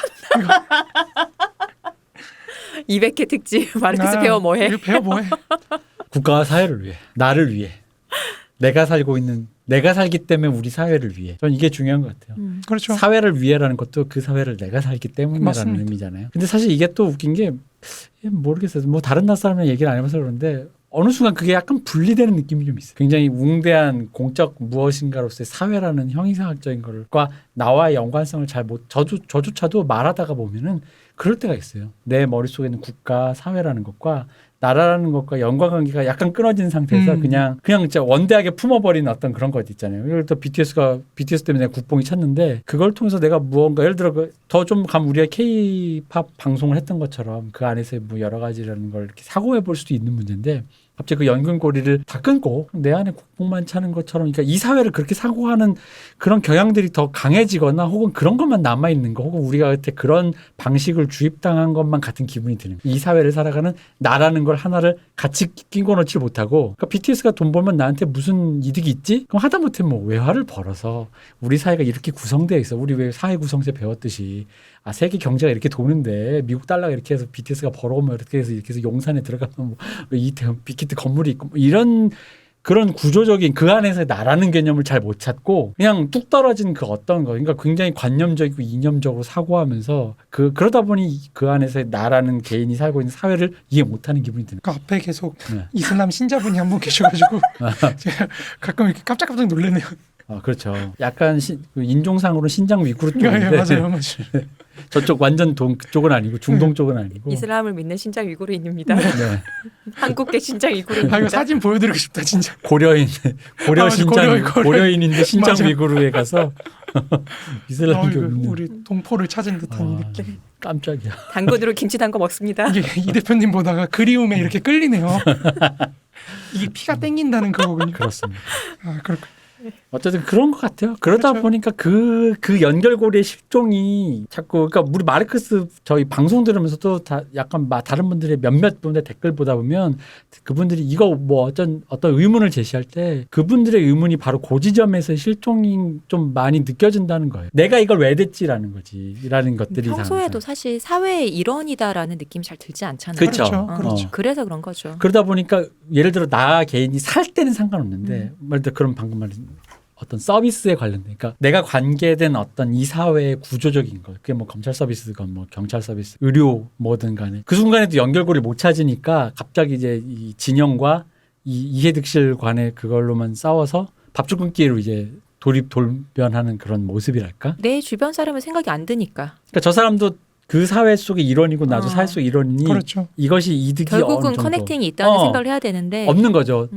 저 자식 밥줄 끊는다고 나한테 아무 의미 없어. 라는 그런 거 있잖아요. 또 한편으로 보면은 정치 상황을 보면은 그 이해가 되기도 해요. 왜냐면 문재인 정부 아무리 대화하자고 해도 그렇죠. 그 앞에서도 교회 분들이 오셔가지고 뭐 이거 예배는 죽어도 해야 된다. 뭐 이러고 있으면 대화를 하려고 해도 받아들이지 않는 상황에서 네. 이 사람들한테 왜 대화를 시도하지 않냐고 비판하는 것도 사실은 의미가 없잖아요. 아니면 그분들이야 자기가 어떤 사회에 구성되어 있냐면 죽어서 갈 천국의 그렇죠. 구성 사회의 일원이기 때문에 그 룰 그게 국룰이니까. 그렇죠. 하나님도 꼼짝 못하게 하는. 어디 사사로운 사회 인간의 대면하셔서 그 얘기를 좀 했으면 하는 마음이 있는데. 그러니까 이제 그런 걸 보면은 이게 결국엔 저는 그것도 근대 국가라는 걸로 중앙 집권화된 거에서 비롯됐다고 봐요. 그러니까 얼마든지 그러니까 국가를 공공성의 영역으로 보는 게 아니라 어떤 특정한 정치 집단 혹은 사인의 어떤 소유물로 보는 거죠. 그러니까 그 권위를 쉽게 부정할 수 있는 거겠죠. 그죠. 그러니까 흔히 말하는 민주주의에서의 다수결이라는 걸 굉장히 폭력적으로 이해하고 그렇죠. 있잖아요. 그런 거죠. 49대 51로 이겼는데 51 말을 이제 무조건 들어야 되니까 그렇죠. 49는 그렇죠. 폐기 처분해라는 식으로 그러니까 전선이 그어지는 거죠. 맞아요. 그냥 그 사람이 당선돼서 나머지 49의 이해관계도 우리 사회의 구성원이니 그들의 이해관계를 함께 포괄할 수 있는 다음에 그 무언가 모델을 구성해보자라는 논의가 안 되고 그러니까 우리나라 사람들이 이해하고 있는 그 다수결이라는 게 굉장히 되게 편협적이고 단편적이고 되게 폭력적이잖아요. 어쨌든 이겼으면 우리 말 들어야지라는 식. 그리고 정부가 바뀌었을 때 어느 쪽으로 바뀌든지 그 전에 정부를 계승한다는 생각이 없잖아요. 맞아요. 그죠? 다 처음부터 다시 네, 하려고 다시 하잖아요. 한다고 리셋이라고 그거는 뭐 정부 관계자뿐 아니라 그를 지지하는 사람들조차 그런 그러니까 생각을 예를 들어 하니까요. 그 정책이 지난 정부에 뭐 잘못 집행됐지만 원래 큰 의미상으로 무엇을 하려고 했는지를 한다면 계승이랑 혹은 계승 보완이 가능한 건데 그냥 항상 이렇게 폐기 일단 당 자체가 아니라 대한민국 정부인 건데 그렇죠. 부처도 없애는 마당에 무슨 뭐 그러면 결국에 남는 게 뭐냐면은 관료제의 일관성, 그쵸. 지속성밖에 없는 거거든요. 네, 그렇죠. 그 정부 때도 지금 정부 때도 나라의 녹을 먹는 특정 공무원과 그렇죠. 관료 집단이라는 게 있는 거죠. 그러면 결국에 다시 국가로 이제 힘이 그쵸. 환원되는. 임기제만 바뀌고 우리는 안 바뀌어라고 돼버리면 그렇죠. 그러니까 제가 뭐 쉬는 시간에도 대표님하고 말씀 나눴지만 미국에서는 행정부 관료들이 굉장히 진취적이에요. 그러니까 뭔가 계속 해보려고 하거든요. 그러니까 자리 보존이나 이런 거에 신경 쓰기보다는 내가 어떤 걸 기획해서 뭔가를 한다, 주도적으로 뭔가를 한다 이런 거에 좀 계속 뭔가를 하려고 하는 거라고 한다면 사실 소련이나 지금 대한민국이나 이런 정부의 관료들이 갖고 있는 관점이라는 거는 내 자리를 어떻게 끝까지 유지를 시켜서 연금이나 잘 타먹을 이거에 가깝다고 저는 보거든요. 실제로 공무원분들하고 대화를 해봐도 그래요. 사실 그분들이 뭐 어떤 사회를 어떻게 이끌겠다 이런 거보다는 지금 나 어떻게든지 책을 안 잡히고 잘리지 않게. 그러니까 우스갯소리로 금융일 때 금융 정책이나 이런 거 할 때 옛날에 누구였죠? 박근혜 정부 때 금융 정책했던 최경환. 네. 최경환 같은 사람이 더 많아져야 된다고 얘기를 하는 게 그분 결국 감옥 가셨잖아요. 정권 바뀌고 나서. 네. 근데 뭐 그런 분이 더 많아져야 된다고 하는 얘기가 이제 그런 우스갯소리로 나오는 게 그런 거거든요. 뭔가를 하려고 하진 않아요, 국가가. 근데 그러면은 결국에는 사회라는 게 정체되겠죠. 그렇죠. 국가에 잡히는 거, 발목 잡히는 거거든요. 그러면 당연히 망하겠죠. 점점 정체가 되겠죠. 갑자기 조용해지네요. 묵시록적인. 자, 우리 아까 올 때도 그런 얘기했지만 망할 거면 좀 빨리 망해라. 그렇죠. 지구가 갈 거면 빨리 가자. 예고편 너무 길다. 본편 합시다. 막 이런 얘기 저 농담처럼 했잖아요. 그러니까 우리가 마르크스 강좌를 들으면서 파악해야 되는 가장 근본적인 게 뭐냐면 핵심 내용이 뭐냐면 소경영이 중요하다. 이것도 있지만 자본주의 사회에서의 군대국가의 역할이라는 게 뭐냐? 그러니까 자본주의 사회가 갖고 있는 역사적인 어떤 의무, 과제 이런 게 뭐냐라고 했을 때 소경영을 대경영으로 끌어올리는 거라는 거예요. 그러니까 이 말은 무슨 말이냐면 근대국가 자체가 소경영의 자유를 좀 더 확대해주는 방향으로 대경영으로 성장할 수 있게 끌어줘야 된다는 거거든요. 근데 사실 한국 정부는 그게 안 되고 있죠. 그렇죠. 미국 정부가 대단한 거는 미국 정부는 계속 그런 인센티브를 줘요. 그게 제도적으로 굉장히 잘 돼 있어요. 그러니까 사실 미국이 세계 최강 대국이 되는 거예요. 근데 한국 정부는 이게 기업 저희 아버지 사업을 하시다 보니까 저도 이렇게 따라다니다 보면 많이 느끼는데 뭐만 하면 관료들이 다 막아요. 뭐만 하면 다 관료들이 막아요. 솔직히 말해서. 그러니까 사업을 하게 하는 게 아니라 자기중심적으로 생각을 해요. 내가 이거 찍어줬을 때 나한테 문제가 생기나? 이거 자리보전이라는 게 더 크기 때문에 기업하시는 분들이 자꾸 정치를 마지막에 하시려고 하는 게 전 이해가 돼요. 드라마에서 자꾸 들어서 내가 한다. 네, 들어서 정주영도 그렇고 이명박도 그렇고 그런 느낌을 이제 많이 받는 거죠. 그러니까 그걸 좀 바꾸고 싶은 거예요. 저는 개인적으로는 그런 걸 바꾸는 데 있어서는 우리가 먼저 근대 사회라는 걸 좀 이해하는 방식을 좀 바꿀 필요가 있다. 이게 하나의 전체적인 운동 과정 속에 있는 거고 이 운동 과정 속에서 근대 국가라는 게 역할을 어떻게 해야 되는지 그리고 또 자본주의 사회가 갖고 있는 역사적 위치가 무엇인지 그런 걸 좀 파악함으로써 우리 사회가 발전하는 데 좀 더 도움이 됐으면 좋겠다. 그런 생각을 갖고 있습니다. 많은 사람들이 저도 그렇고 나이를 먹을수록 뭔가 사회에 대해서 뭐 어느 쪽을 지지하든 답답함이 생기잖아요. 근데 답답함이 생겼을 때 뭔가를 바꾸고 싶지만 사실 개인으로 살 수 있는 거 쉽지 않고 그렇죠. 그리고 바꾸려고 한다고 해도 내가 아는 게 별로 없고 근데 그 아는 시작점이 사실은 그 지금 문세님이 말씀하시는 게 시작점이 돼야 된다고 봐요. 그게 무엇인지 근대 국가라는 거 그리고 국가 사회 역할 그 안에서 어떻게 할 것인지 그거를 알아야지 이걸 어떻게 바꿔야 되겠다는 뭐 내가 그걸 거기서 어떤 역할을 할 수 있든지 없든지 상관없이 그런 걸 생각할 수 있고 알게 되잖아요. 그렇죠. 그래서 지금 말씀하신 게 이걸 시작점으로 좀 생각을 해서 그래서 우리 방송을 좀 들어야 되지 않나. 잘난 척하는 게 아닙니다. 저의 매력도 시호님의 매력은 더 널리 알려야죠. 이상 신장 위구르의 한국계 중국 공안의 탄압을 피해 망명원. 한국의 신장 위구르인. 네. 중국도 저는 중국에 오래 갈 수 없다고 봐요. 그러니까 그렇게 해서 어떻게 되겠어요? 네, 그거 자체가 근대 사회의 이 기본 원리를 무시하고 있기 때문이라고 봐요. 네. 그러니까 미국도 사실은 그러니까 냉전을 우리가 바라볼 때 이게 좌파 사람들이 자꾸 바보같이 행동하는 게 뭐냐면은 다 자본의 음모로 자꾸 환원시켜요. 자본은 패배하자. 그리고 미국과 같은 제국주의 국가는 패배하자. 그렇게 너무 큰 적을 상정해놓고 있는 자체가 너무 그렇죠. 그런 거죠. 넌센스 아닌가요? 근데 그렇게 되면 되게 그러니까 그게 그런 좌파분들이 나이 들어서 전향을 많이 하시는 게 이 말을 뒤집으면 그게 돼요. 그러니 정말 미국 위대해. 그렇죠. 맞아요. 그러니 이쪽으로 정말 미국 위대해. 절대 패하지 않아. 맞아요. 아니 진짜요. 정확해요. 사탄을 미워하면은 사탄이 절대 내가 이렇게까지 했는데 이게 무너지지 않는 걸 보면 얘가 대단한 건 맞는 거야. 맞아요. 그러면 얘를 존중할 수밖에 없는 거거든. 칼을 왜 일기토하다가 절대 한 발도 물러서지 않고 1시간째 싸우고 있으면 갑자기 인정하게 되잖아. 너 진짜 잘 싸운다. 브로 이렇게 되죠. 갑자기 이거 되잖아. 서태웅과 강백호가 마지막에 하는 거 그건 거지. 맞아요. 뭐. 저는 갑자기 봤던 우스갯 얘기가 생각나요. 그 일베 회원이 노면을 굉장히 싫어하잖아요. 어둠의 도사무죠. 네, 근데 어느 날 보니 자기 그 갤러리를 보니 내가 정말 싫어하는 게 맞나? 노면 그렇죠. 사진밖에 없더라는 거지. 그 얘기가 생각이 나네요. 그러니까요. 시면을 바라보면 시면도 나를 그렇죠. 그럼. 그렇죠. 아무튼 그러니까 그런 난다. 근데 이게 그런 분들이 꼭 하는 얘기가 뭐냐면 자본주의가 자꾸 전쟁을 일으켰어. 자본을 그래서 우리 한국 전쟁도 미국이 일으킨 새로운 먹거리를 찾아서 새로운 먹거리를 찾았어. 그런 식으로 얘기하시는 분들 실제로 학술 논문에도 그런 게 있어요. 아이 뭐 지금 많죠. 지금도 저 뭐 젊은 분들 중에 좀 이렇게 어떤 그런 운동하시는 분과 얘기를 나눈 적이 있는데 얼마 전에도 뭐 좀 됐습니다만 한 몇 달 전에 그래요. 이거 내가 당신보다 더 어린 나이에도 들었던 되게 고리짝적 얘기인데 이런 얘기를 아직까지도 그렇죠. 네. 근데 전쟁이라는 건 기본적으로 내가 통제할 수 없는 거거든요. 그렇잖아요. 어떻게 상황이 펼쳐질지도 모르고. 그리고 이게 냉전이라는 것도 저는 미국이 제3세계를 다루는 데 있어서 계속 실패해온 역사라고 생각해요. 그래서 우리 세계 자본주의의 모순이 사실은 19세기에는 식민지 체제라는 형태로 나타났다가 선진국과 후진국 간의 모순이 이제 미국이 발전하면서 남북관계라는 형태로 나타났다가 지금은 미중 대결로 나타나고 있다고 생각해요. 그러니까 미국이라는 나라가 냉전에서 승리한 것도 아니에요. 사실 소련이 자멸한 거지. 네. 정확하게는. 맞아요. 자멸한 건데 자기가 이겼다고 선전하고 나니까 정작 그 자멸한 러시아를 어떻게 체제 내로 포섭시킬 것인가. 자신의 질서로. 거기에 대해서 전혀 고민하지 않았거든요. 제가 최근에 읽은 실패한 제국이라는 책이 있어요. 러시아 분이 쓰신 건데 괜찮은 책이 혹시 발견하시면 꼭 사세요. 지금 절판되기 일부 직전이라서. 아무튼 그 책의 서문에 뭐라고 적혀있냐면 러시아인들은 버려졌다. 미국에 의해서. 미국의 말을 따랐는데 미국이 원하는 시장경제 플랜을 따라서 했는데 우린 당하기만 했지. 그러니까 이게 우리가 아까 그거죠. 밥줄을 끌어놓고 그 다음을 생각 안 한 거니까. 그렇죠. 걔도 우리 사회 일원인데 지구촌으로 보면 그다가 솔직히 소련이 좀 큽니까? 그러니까 내 말이야. 무슨 뭐 독도입니까 그게? 인구가 뭐 100명 1000명 사는 데도 아니고 1억 2억 사는 데인데. 근데 그 애를 밥줄을 끄는 다음에 뭐 그다음 I don't care. 그렇죠. 그러니 지금 러시아에서 아직도 이어져 있는 그 서방 세계는 아니면 외국인들 잘 믿지 않는 맞아요. 그 폐쇄성이 맞아요. 충분히 이해가요. 그럼요. 그게. 그래서 그 사람이 그 서문에다가도 그래서 소련인들이 푸틴을 지지할 수밖에 없었다.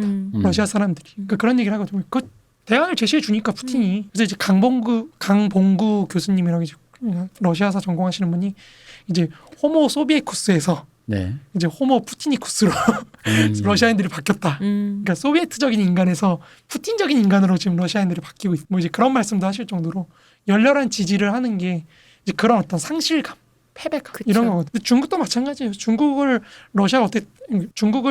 미국이 어떻게 다 다룰 건지에 대해서 전혀 생각을 안 하고 있었거든요. 그럼 아까 뭐 말씀하셨지만 일본만 사실 되게 위기감을 느끼고 일본이 추격해오니까 얘를 조지려고 조지겠다고 미국이 이제 독일하고 일본을 플라자 합의로 때려 부신 거잖아요. 그죠.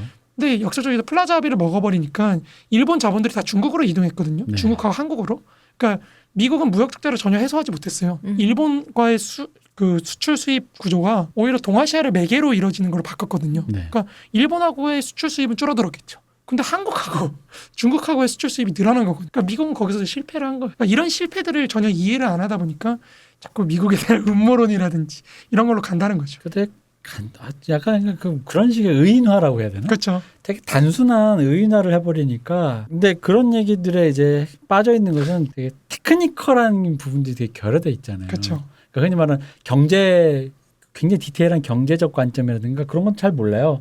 사실 뭐 주식이 어떻게 거래되는지 하다못해 주식이라는 게 전 세계를 돌아서 어떻게 돈이 도는지 브론토 뭐야 그 펀드라는 게 어떻게 국적을 넘어서 다는 건지 그렇죠. 왜 그는 누구는 토빈세라는 걸 왜 얘기하는 이런 얘기는 테크니컬한 얘기가 전혀 결여돼 있으니까 아 진짜 시온님 얼굴 보고 말하기 되게 힘드네요. 그죠. 그러니까 계속 시선 강탈된다니까. 아니 이게 되게 거울 같아.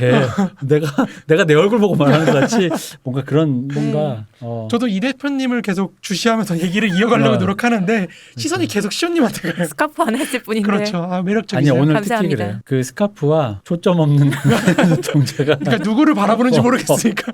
무슨 생각을 하고 있지? 뭐 이런 느낌 있잖아요. 아무튼 그렇습니다. 네, 보통 이럴 때는 아무 생각이 없죠.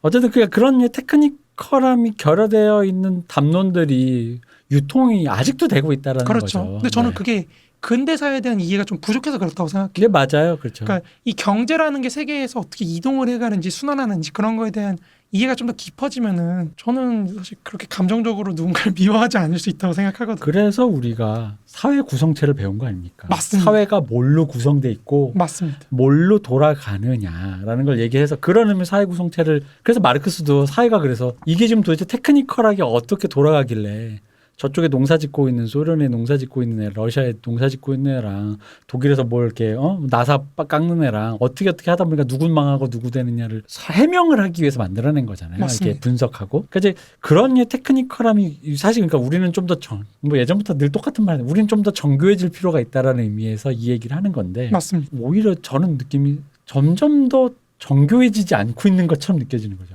그냥 아까 말한 테크니컬함이 결여되어 있는 그런 어떤 그러니까 우리 아이고 2부도 망했네. 이것도 망하긴요. 지금 잘하고 아니, 있는데. 이거는 못 들어가고 지금. 네.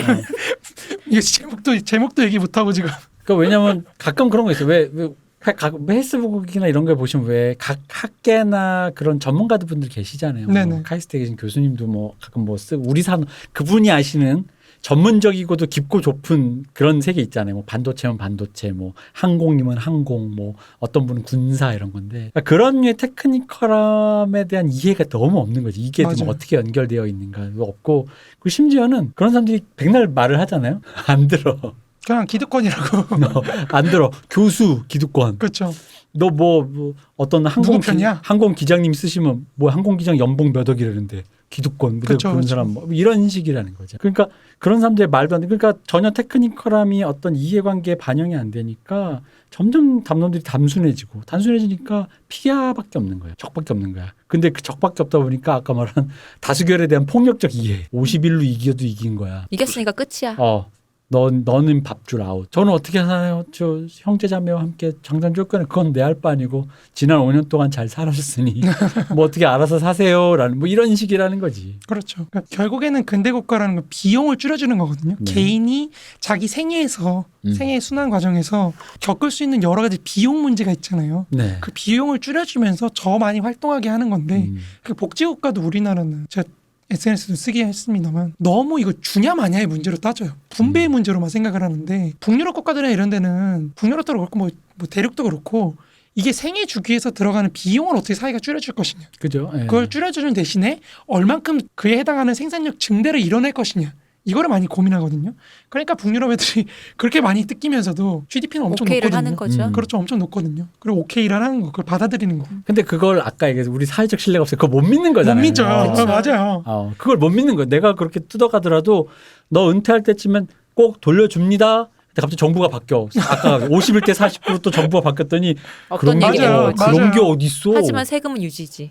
그거는 지난 정부에 지지했던 놈들이 했던 거고 우리 정부는 그런 거 아니야라는 식이라는 거죠. 맞습니다. 그러니까 그걸 믿을 수 사회 계약 자체가 구성되어 있지 않다라니까요. 그러니까 이게 조선시대에도 비슷해요. 그러니까 제가 계속 조선시대 얘기해서 죄송한데, 그러니까 정약용이 그 실학의 대가라고 얘기를 하는 게 이 양반이 봤던 현실 딱 그거예요. 농민들은 자기가 생산한 걸 4분의 1을 뜯겨요. 국가에. 근데 정작 국가는 10분의 1도 못 가져가요. 생산량이. 중간에 어디 갈까요? 국가 이제 관료나 이런 사람을 뜯어먹는 거죠. 그러니까 정약용이 고민을 하는 게 이거를 국가 재정이 이미 박살났어요. 세금은 그렇게 많이 그쵸. 뜯어가는데 국가 재정 박살났거든요. 상비군조차도 유지를 못해요. 돈을 못 주거든요. 관료도 유지를 못해요. 관료를 유지 못하니까 당연히 봉급을 못 주는데 뭐 어떡해요. 당연히 니네 알아서 먹고 살아 하니까 그 아전이나 이런 사람들이 더 많이 맞아요. 뜯는 거예요. 저는 그래서 그 예전에 들었던 얘기 중에서 그 얘기가 되게 충격이었어요. 아전 같은 경우에 보통 위에 사또만 바뀌고 아전은 거기 사는 사람들인 맞아요. 거잖아요. 근데 아전한테는 녹봉이 없었다는 녹봉이 거예요. 없고 알아서 뜯어먹고 살았다는 거를 처음 알았을 때 너무 놀랐었거든요. 저는 가장 충격받았던 고대 그리스엔 세금이 없었다는. 저는 그게 제가 공부하면서 여태까지 공부하면서 가장 충격적인 일이었어요. 저는 뭐 우리나라 아니니까 거기는 그러니까 저는 세금이 당연한 거라고 생각했던 거예요. 우리는 당연- 근대 시민, 네. 그러니까 근대 시민도 시민이니까. 그렇고 그 전에도 세금은 원래 국가에 내야 되는 거라고 생각했는데 고대 그리스엔 세금이 없었대요. 국가의 개념이 다르니까요. 네, 그러니까 그 세금을 내면은 그게 자유인이 아니라는 거예요. 그지 어딘가에 종속됐다라는 종속돼 거지. 있다는. 그래서 노동하는 것도 돈 받고 노동하는 것도 그 사람들 부정했거든요. 네. 그 노예가 된다고. 음. 그러니까 플라톤이나 소크라테스나 이런 사람들이 되게 그 약간 뭐 오독하면 되게 전광훈 씨적인. 왜죠? 아니 그냥 누군가에 종속되지 않고 하나님 꼼짝마잖아. 나는 꼼짝. 그러니까 자유인이죠. 네. 좋게. 아니, 그 1차원적 의미의 순수한 자유인이잖아요. 뭐 전광훈 근데 씨가. 누구보다 자유로우면 안 되는 사람 안 되는 아닌가요? 사람이죠. 아유, 하나님도 꼼짝 못하게 하시는 분인데. 뭐. 그러니까. 근데 아무튼 플라톤이나 소크라테스나 이런 아리스토텔레스나 이런 사람들이 민주주의를 부정적으로 생각한 게 돈을 준다는 거예요. 오게 하려고 사람들 오게 하려고 돈을 준다는 거예요. 그러니까 그 사람들이 볼 때 정치인이라는 건 정말 공적인 거에 헌신성을 갖고 내 돈 들여서 희생하고 이러는 게 진짜 귀족적인 그런 건데 세금 돈 나갔다고 정치 활동하는데 돈 주고 이런 걸 부정적으로 생각했던 거죠. 그러니까 그 사람들 저는 그 사고 방식을 듣고 사실 굉장히 충격받았어요. 그럴 수 맞아요. 이미 우리는 내 나조차도 자유 어쩌고 하는 나조차도 국가에 대한 그런 종속을 당연하게 생각했던 거예요. 세금이라는 게 사실은 국가의 권리하고 그쵸. 트레이드하는 거거든요. 맞아요. 근데 그거에 대해서 생각을 안 하고 그냥 세금을 일단 당연히 내는 거고 자유는 뭐 어쩌고 이랬으니까 그 수준이 낮았다는 거죠. 근데 이제 그런 거를 마르크스나 이런 거 공부하면서 알게 되면서 자유라는 게 이제 그런 식으로 굴러가는 거. 국가가 어디까지 개입할 것인가 개입하지 못할 것인가 그 선을 정하는 그 과정 속에서 법이라는 게 나타나고 권리라는 게 나타나고 이 근대사회가 그래서 개인의 동의에 기초해서 운영되고 그 개인들 간의 관계가 분업의 원리에 따라서 조직이 되고 그러니까 이렇다는 걸 알게 된 게 저는 사실 마르크스를 공부하는 데 있어서 굉장히 중요한 소득이라고 생각하거든요. 그러니까 이거를 여러분들도 좀 느꼈으면 좋겠다 생각해서 열심히 했는데 너무 길게 됐네요 생각보다. 아닙니다. 빨리 하려고 그랬는데. 네, 그렇게 해서 마르크스 방송이란 것은 여러분들에게 굉장히 좋은 갑자기 약 파는 것 같은. 여러분 몸에도 좋고 여러분의 자녀들에게도 굉장히 유용한 이거 한 번만 쓰면 멀티비타민 같은 존재였다. 알았던 병도 없어지고. 그럼요. 그렇죠. 근데 사실 진짜 마르크스 저는 그런 건 있어요. 제가 이제 저도 이제 그런 공부를 하다 보면 제일 나쁜 습관이 이게 거시적으로 보다 보면 이제 사람들이 막 자기들끼리 사적인 무언가로 싸울 때 약간 사람이 이렇게 아웃이 되면서 이렇게 너무 거시적으로 보니까 뭐 그냥 아씨 거기서 아웅다웅 해봐야 결국은 야 그거 아니야 길게 봐 막 약간 이런 말을 하는데 그게 별로 그렇게 뭐 좋고 나쁘고를 떠나서 그게 좀 안 좋을 때가 많은데 저는 그럼에도 불구하고 적어도 이런 말을 할 수 있어요. 2020년에 한국인에겐 좀 필요한 것 같은 거예요. 그러니까 5년짜리 뭘 보지 말고 좀 큰 거. 메타가 좀 필요해요. 네. 우리에게는. 굉장히 이 사회를 어떻게 굴릴 수 있는가. 뭐 의료라면 의료 서비스가 과연 어떻게 우리 시민들에게 어떻게 적용이 됐을 때 그래야지 뭐 의협이 주장하는 그 의료 수가 문제도 그런 의미에서 타협점을 찾을 수 있을까요? 그렇게 했을 때 우리가 돈을 뭐 진료비를 얼마를 더 내고 그게 어떻게 수가로 이걸 계산할 수 있는 거 아니야. 그런 의미로. 근데 그런 계산이 아니니까 그저 의료 수가는 의사라는 기득권이 그렇죠. 한 푼이라도 더 가져가기 위한 모종의 음모 정도로 이해를 하는 거잖아요. 이 서비스가 검찰 개혁도 마찬가지고 모든 것이 하다못해 뭐 청년 창업인이 뭐 그런 거에 지원한다든가 여러 가지 또 뭐 하다못해 뭐 서울 중심의 사고라든가 서울의 행정부를 지방으로 뭐 여러 가지 모든 것에서 조금은 크게 봤을 때 예를 들어 뭐 지금 당장 효과가 없지만 무슨 행정부의 어떤 수반을 뭐 어디 뭐 옮겼을 때 이게 어떤 효과가 나오고 이런 것들에 대한 계산이 전혀 없잖아요. 그러니까 이제 우리한테 오히려 좀 그게 좀 필요한 게 아닌가. 너무 그렇게 됐을 때 메타적으로 보는 것도 좀 문제긴 한데. 근데 그러면 그럴수록 좀 더욱더 국가적인 인간이 되지 않나요? 그런 생각도 드는데, 그러니까 국가적 차원에서 시민사회 크게 보면은 국가가 이렇게 굴러가기 위해서 지금 나의 희생이 필요해라고 생각되어진 인간이 또 될 수도 있잖아요. 그죠. 그러니까 그래서 그게 너무 그렇게 되는 것도 불필요한데 중요한 거는 그러니까 일단은 왜냐하면 이 메타적인 게 저는 한국인에게 좀 필요하다 느끼는 게. 저희가 메타적으로 대보니까 느낀 거는 약간 화가 좀 누그러질 때가 있어요. 맞아요. 그러니까 일단 좀 너무 감정적인 침착해. 어떤 침착해. 극한의 대립이니까 확 갑자기 빠지면서 아니 뭐 그럼 그럴 수도 있고 이럴 수도 있는데 중요한 건 그러니까 어쨌든 네가 얘가 미운 거는 모르겠고 그건 네가 알아서 하는 그걸 거고. 왜 몰라? 그러니까 역사 의식이 없구만. 그건 네가 알아서 하는 거고 중요한 건 어쨌든 얘도 여기서 살고 세금 내고 쟤도 여기 살니까 그렇죠. 이게 이 사람 얘도 어쨌든 은퇴하고 늙어서 어딘가 요양원 신세를 내고 국가에서 뭔가가 보조가 나갈 텐데 이 모든 것을 어떤 식으로 말씀하신 생애주기가 됐던 그리고 그 생애주기 안에서 그 시민이 여기서 어떤 서비스를 제공받고 자기는 또 국가에게 뭘 제공하고 그것이 세금이든 용역이든 그런 의미의 계약이 있잖아요. 그런 것들을 인간 개개인이 조금 더 사려 있게 사고할 수만 있다면 그게 그냥 아까 우리 마르크 방송에서 얘기했던 자유를 획득한 개인으로 거듭나는 거잖아요. 그렇죠. 내가 이런 사고를 하고 있고 이런 식으로 사고를 하면서 그것을 내가 속한 단체와 내가 관계하는 개인들에게 요구하고 계약하고 협상을 해낼 수 있는 어떤 그 굉장히 자유로운 그거야말로 진짜 자유로운 개인이죠. 근데 그렇죠. 이제 그걸 모르니까 휘둘리는 거고. 그래서 이제 그런 의미인 것 같아요. 또 시원님 위그르 분이 자꾸 그러니까 이게 저를 지그시 보시니까 약간 아니 오늘 좀 심해. 왜냐면 저번 방송에서도 이랬는데 이런 표정을 안 지었거든요. 근데 오늘 이상하게 표정이 되게 왜요? 지그시 보시니까 오늘 표정이 그렇게요, 오늘? 그러니까 이거에 가려져서 이렇게 눈만 이렇게 저를 지그시 쳐다보시니까 이 표정이 뭐가 있냐면 동의를 말을 하면 원래 그런 거잖아요. 이 사람이 내 말을 듣고 있구나를 동의를 해준다거나 아니면 이 사람이 좀 내 말이 뭔가 마음에 안 들어서 할 말이 있구나. 그럼 내 말이 끝난다면 이 사람 말 들어봐야지라는 어떤 이 표정을 보면 얘기하는데 무슨 생각을 하는 건지 모르겠어. 그래. 아까도 얘기했잖아요. 보통 이럴 때 아무 생각이 없다니까. 눈만 이렇게 보이시니까. 그 왜냐면 또 우리가 할 말이 잠깐 순간적으로 멈칫한 이유가 내가 말을 하면서 시원님 지금의 얼굴을 보잖아요. 그럼 시원님 뭔가 할 말이 있는 것 같아. 내 말에. 그러니까 내 말을 되게 집중해서 들으면서 저는 그 말에 이런 근데 계속 말하면서 저 쳐다보자 그러면 갑자기 말을 안 해. 그러면서 정적이 뜨는 거야 지금. 왜 말을 안 해? 내 탓을 해. 아무 생각이 없대. 왜 내 탓을 해요? 아니 뭐 탓이 아니라 시원님이 오늘이 우리가 이제 못 보던 200회 그런 매력이 동안, 있다는 거죠. 200회 동안 본 적이 매력, 없던 진짜. 뻔뻔하네요. 아까 일부에서는 괜찮은데 주체를 못 하겠네 아주. 갑자기 텐션이 올라오셨어. 요럴 때만 영혼 없는 눈동자와 아니 진짜 이런 거 처음 봤어. 아무튼 네. 예. 아직도 보여줄 새로운 모습이 있다니 그럼 매우 곤란하네요. 아우 지치네요 정말. 늘 새로워. 끝이 없죠. 네, 늘 새로워.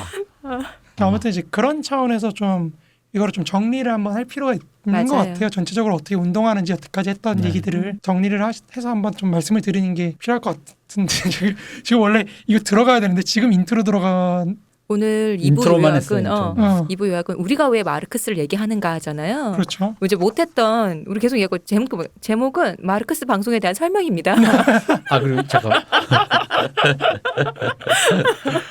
그리고 우리가 인트로를 지금 써오신 서문을 들어가기 전에 하나 더 할 게 있어 사실. 뭔가. 이것도 일종의 서문의 서문인. 하도 그런 말씀을 많이 하셔서 일종의 질문에 대한 답으로서 문쌤님이 해주셔야 돼. 소련이 망했으므로 사회주의와 공산주의 유통기한이 끝났다. 라는 거에 대해서 근데도 니들 해묵은 마르크스 선앙당 귀신 같은 거 빨고 앉아있냐라는 거에 대해서 우리가 얘기를 해야 된다는 거지. 무슨 얘기냐. 소련이 망한 거는 아주 정석대로 사회주의와 공산주의를 실현했더니 실제로는 안 될 일이었더라가 아니었는데 잘못 구현된 거잖아요. 잘못 구현되고 시대적으로도 안 맞았고 여러 가지가 안 맞았던 건데 사실 대부분의 사람들이 특히 우리 댓글을 약간 그렇게 오해하시는 분들이 그렇게 생각하세요. 소련으로 끝난 거 아니냐. 제가 아까도 그런 얘기를 했었잖아요. 그렇죠. 근데 사실 그런 말씀하시는 분들 어차피 안 들을 것 같긴 해요. 그래도 이 의문을 들으시면서도 하시는 분이 있을 거예요. 소련으로 끝난 거 아니냐. 그렇죠. 소련이 다 해방 거 아니냐. 여기서 사실은 우리가 이 방송 더 들어야 되는 이유가 나오는 거예요. 무슨 말이냐면은 마르크스와 엥겔스가 왜 그렇게 자본주의 사회를 거쳐야 된다고 했는지. 그러니까 소련 같이 후진국 사회가 왜 안 된다고 주장을 한 건지가 이게 자본주의 사회의 그 작동 원리를 이해하면은 납득이 된다는 거죠.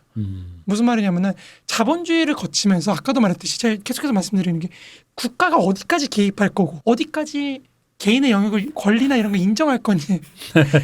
무사님 진짜 힘들다 오늘. 힘들어요. 힘들어. 아무튼 그러니까 소위 말해 근대 사회의 진행 과정에서 자유가 축적되는 경험을 겪은 사회와 그렇지 않은 사회의 차이가 굉장히 크거든요. 또 봤어. 대표님만 바라봐야겠다. 저만 보세요.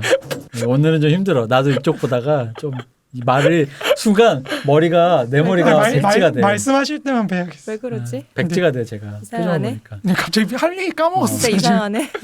근데 아무튼 이 자본주의 사회 전개 과정에서 점점 개인의 자유가 축적되는 경험을 한 곳과 그렇지 못한 곳의 차이가 굉장히 크다고 저는 생각해요. 그죠. 그래서 그 압축적으로 상시적 내전 상태로 규정하고 그것을 압축적으로 그냥 빨리 여기를 그렇죠. 통과해버리자고 목표 설정을 했는데 거기서 부작용이 난 거잖아요. 그렇죠. 그러니까 스탈린이 했던 얘기가 그거거든요. 근대 국가가 자기 소멸을 위해서, 그러니까 소련이 포갑적인 건 자기도 인정하는 거예요. 근데 그런 포갑성은 근대 국가 소멸 직전이기 때문에 단말마처럼 확장된 거다. 이런 얘기를 하거든요. 그러니까 우리가 소련 사회주의가 완전히 성공하면은 근대 국가도 없어질 것이다.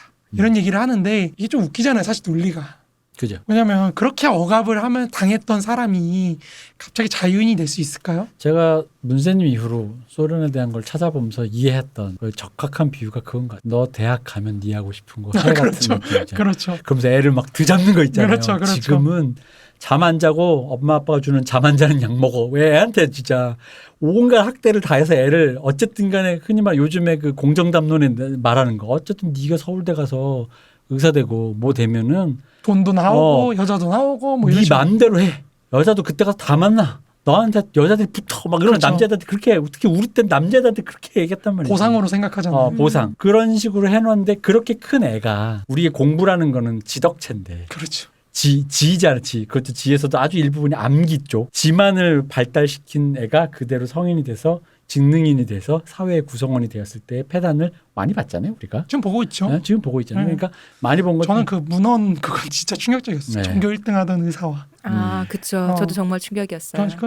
저렇게 진짜 생각하는구나. 그걸 내부에서 필터링 없이 그렇죠. 공개했다라는 거에 약간 충격. 이거 마치 왜 드라마 유머 코드에 약간 그 정우성 씨 같은 배우 옆에 조연으로 좀 더 험악하게 생기신 분이 농담 왜 유머 코드로 왜 여자들은 나를 보고 그럴까 이러면서 유머 치잖아요. 너무 약간 그런 느낌이었어요. 약간 그런 느낌이었어요. 어쨌든 그렇게 느껴졌어요. 소련 사회가 망한 이유가 우리가 애들을 고3 애들을 그렇게 키운 거랑 별로 다르지 않고 지금은 상시적인 내전 상태니 1년만 버텨. 그럼 이 전쟁은 끝나. 그렇죠. 수험 전쟁은 끝나. 너는 그다음부터는 네 마음대로 해. 근데 또 레닌을 공부해 보면은 그럴 법한 일이었다. 한편으로. 그러니까 레닌을 통과해서 우병우가 나와서 망한 얘기단 말이에요 이게. 나의 레닌이 우병우라니. 그러니까 아빠가 레닌인데 아들은 우병우가 나올 수 있다. 이거거든요. 그렇죠.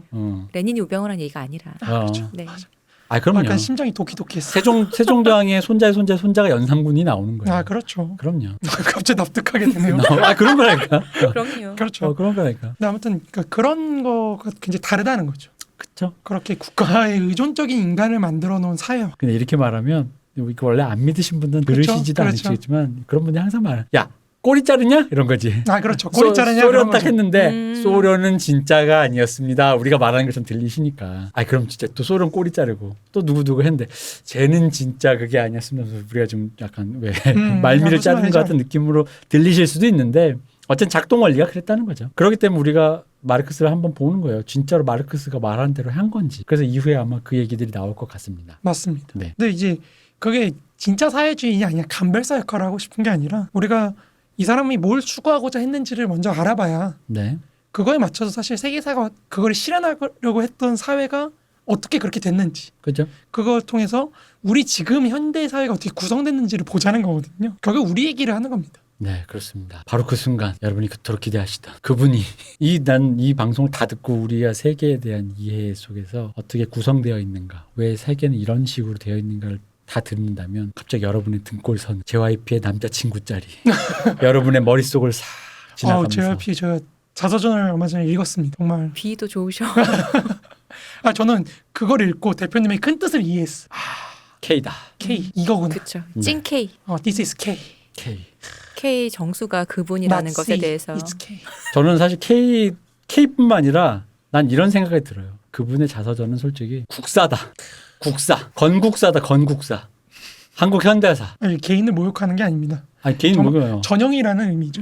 건국사라니까 건국. 어떤 건국적 과정을 통해서 한국인의 멘탈이 어떠한 이종교배 여러 가지 사상과 근대적 절차 속에서 이종교배에 대해서 어떤 세계관을 가졌는가에 여러분 알라딘의 우리 그건 할까? 200회 특집 박진영 자서전을 드리니까 응모해 주세요. 10분에게 굳이 저는 텍스트로서 이해 한번 도전해야 된다고 생각해요. 저는 한번 박진영 론이 나올 때 됐다. 한번 이거 자서전을 분석해서 네. 논문을 써볼 필요가 있다. 그럼 제가 아직 저는 장바구니만 놓고 차마 살 용기가 없었는데 문세님이 읽어보셨다고 하길래 결국은 어쩔 수 없구나. 좀 있으면은 알라딘 중고에 나올 맞아, 거예요. 중고 나올 거야. 좀만 기다려보세요. 네. 조선일보를 구독하는 진중권 씨의 마음이라는 것이 이런 건가? 왜 그러세요? 뭐, 요즘 진중권 씨 바뀌었어요. 그치. 어쨌든 옛날 그렇죠. 그 안티 조선사 운동을 할 때, 안티조선 진짜 오랜만이네요. 네, 안티 조선 운동을 할 때 조선일보를 구독하는 진중권 씨의 마음 같은 느낌으로. 그렇죠. 아니 근데 끝낼 수 없어. 끝내야 우리 돼요. 한번 맛백이라도 한번 제가 말씀드리고 오늘 제가 써온 게 아까 있으니까. 얘기했잖아요. 마르크스 방송에 대한 설명이 아니, 하려던 아니, 내용이었다고. 이렇게 끝낼 수 없어요, 이렇게. 됐어요. 끝이에요. 서문은 이제 서문의 서문을 우린 했을 뿐인 거예요. 인트로의 인트로. 이럴 수 없어. 그러면 201회에 저는 다음 주에 끝날라 그랬어요. 방송 중간에 나오는 서문 저희가 아니. 하겠습니다. 네. 이미 뭐 다음 주 대본을 그냥 오늘 그러게요. 써오셨네. 아니 이런 오늘 수고를 또 대본 하나 해주셨어요. 없이 지금 여기까지. 아니면 우리가 무엇을 위해 여기까지 그러니까요. 왔는가? 이게 약간 자화자찬으로 들릴까 봐 걱정이 돼서. 좌자찬 뭐가 있죠? 자아자찬이에요, 그냥. 그럼 난 뻔뻔하니까. 뭐가 있죠? 맞다. 뭐가 있었죠? 이분은 그러니까 너무 당연하다는 거고. 아, 이로해서 이렇게 이런 얘기를 그렇죠. 했다라는 게 이게 왜 자아자찬이죠? 저는 뭐 아니죠. 우리 걸 들으면 눈이 트이고 귀가 트이고. 귀가 열리고 그 얘기를 이렇게 들려드린 겁니다. 그 정도는 아닙니다. 영통되나요? 그럼요, 영통 진짜로 귀가 뚫리고 척추가 바로 서고. 갑자기 너무 불안해지네요. 그런 거죠. 근데 이게 한마디만 딱 요약을 네. 드리자면은 어쨌든 마르크스는 대경영에 관해서만 썼거든요. 근데 제가 주로 공부했던 뭐 이제 소경영에 관한 부분이다 보니까 그럼 이제 이 둘의 중간을 매개해 주신 자본주의 사회론 같은 게 저는 필요하다고 생각하거든요. 논리적으로. 그러니까 그거를 좀 여기서 시도를 했던 거죠. 네. 그러니까 그걸 통해서 여러분들과 근대 사회라는 것에 대해서 더 많은 대화를 좀 했으면 해요. 저는 개인적으로.